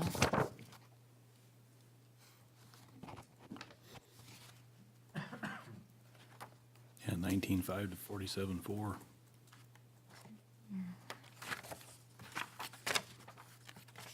Just kind of curious if we could have more things like that. That'd be nice. That would solve our problems. The revenue, 200. Actually, yeah, the miscellaneous revenue, it was, the majority of that, well, it all was, it was interest on investments. So we only budgeted that we were bringing in $3,000 in interest income, and we brought in $46,000. Okay. Does that number tie out, Mayor? It's so small. The projected was 19.5, actual said 47. Yes, that would be correct. Yeah. Okay, well, that's always nice. We try not to budget our interest on investments just in case we have some fluctuations in the market, and we counted on money that we may or may not receive. So it's kind of a bonus when we get that. The annual budget for the sanitation fund is $2.79 million, and the fund closed the year with a positive balance of $102,717. We did approve the budget with a cash transfer of $281,305 to offset capital. We did purchase a sanitation truck, and the fund still closed with a positive balance of $102,000. And much like Councilmember Larson was talking about tonight, we try to plan regularly to keep up our fleet with our sanitation trucks. So. How many sanitation trucks do we have? Oh, that's a great question for Mr. Toman. More than 4. Yeah, we have some, Mr. Chairman, there are some trucks that do, are used as yard waste as well. So if you're just thinking of sanitation, I believe there are actually 4 in that fleet. And so with the additional 17 miles added on to the one-way to Sandral, how will that in fact fix the 4? Will we need 6? It's a good question. I hate to speculate, but I mean, possibly we could operate like they're operating now in haul separately from the trucks and not put miles on sanitation trucks. I mean, there's a few options I think to look at there. So Could get something that would haul more than our sanitation trucks do now. consolidate it into a load and bring it in a larger loader. Possibly, yeah. Budget for a sanitation helicopter. I like it, sanitation helicopter. Good ideas. Go ahead, Ms. Harris. Thank you, Your Honor. Moving on to the airport fund, the total budget for the airport fund is $3.78 million, and we had $3 million in capital projects scheduled for last year. The airport fund closed the quarter with a deficit balance of $116,700 in expenditures over revenues. At the close of fiscal year '25, the city staff transferred $350,547 from passenger facility collections to offset costs associated with completed capital projects. That was much like tied to the communication tonight that we've collected PFCs over the past several years, and we are able to reimburse ourselves for our sponsor match towards capital projects. And we hadn't done that for several years, so we went ahead and took the opportunity to do that and get that reported to the FAA this year. The approved airport budget did include a transfer of cash for $481,000 to support operations and $70,000 for capital. With the funding transfer for PFCs, we did not need to perform any cash transfers this year from that for operations or capital. And then the last fund that we have is our Air Service Fund, which is primarily funded by the 0.5% economic development tax monies. At the close of the quarter, the Air Service Fund budget reflects a negative balance in expenditures over revenues by $85,504. An outstanding invoice remains for services from April to June of 2025, and our average invoices for the first 3 quarters of fiscal year '25 is $448,660. The council did approve a cash transfer of $800,000 to assist with air service as well. So we have not seen that final revenue or that invoice come in yet. And with that, I would stand for any questions that you would have. Question? I do have one question.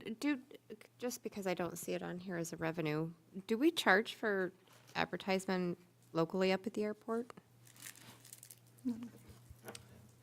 Your Honor, Councilwoman, yes, we do. It's part of the lease agreements that we have, and it's part of the revenue associated with the airport cost center. For like the local restaurants and stuff like that, the casino and all of that, where's that revenue on here? Where do you see that? You talking the pari-mutuel gambling? Or The signage at the airport. Just signage in general, I see. just advertising for local business and things like that up at the airport. Your Honor, Councilwoman, they're shown in Fund 44 revenue. And if you look under the enterprise operating revenue, we could probably pull this out in a better line item classification, but you'll see lease, ground rentals, and other rental revenues. So when you're talking about advertising at the airport, we do have agreements with the Military Museum. We have agreements with the local Riverton Museum, Brunton, NEVIN, and some other items that are displayed. So that's part of this revenue line item or code. I was going to say subchapter, but that's more related to statute. But it's all part of what you're showing in the airport fund revenues. Okay. Thank you. All right. Anything else to add? Any other questions? Okay, we do have an executive session as advertised. I'd entertain a motion to convene in an executive session for the purpose of personnel, considering the appointment, employment, right to practice, dismissal, complaints, or charges against a public officer, professional person, or employee, in accordance with Wyoming Statute 164405A2. I have a motion. So moved. Second. Councilman Carr has the motion. Councilwoman Borders has the second. Any discussion? All in favor say aye. Aye. Any opposed say nay. I vote aye. I'd invite Mr. Butterfield to come with us. We stand convened into executive session at 10:37 p.m.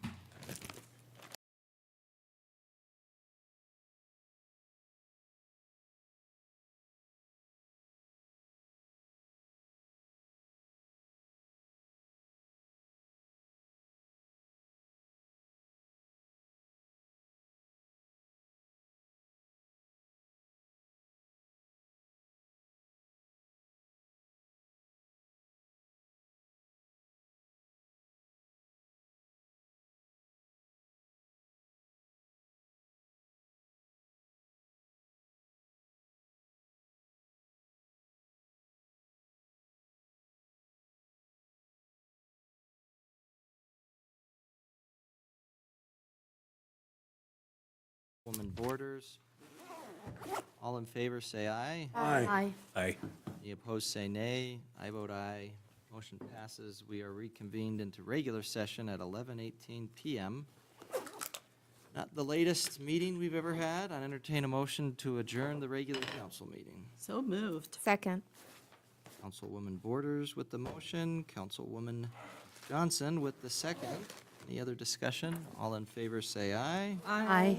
All opposed, say nay. I vote aye. Motion passes. We are adjourned at 11:18 PM.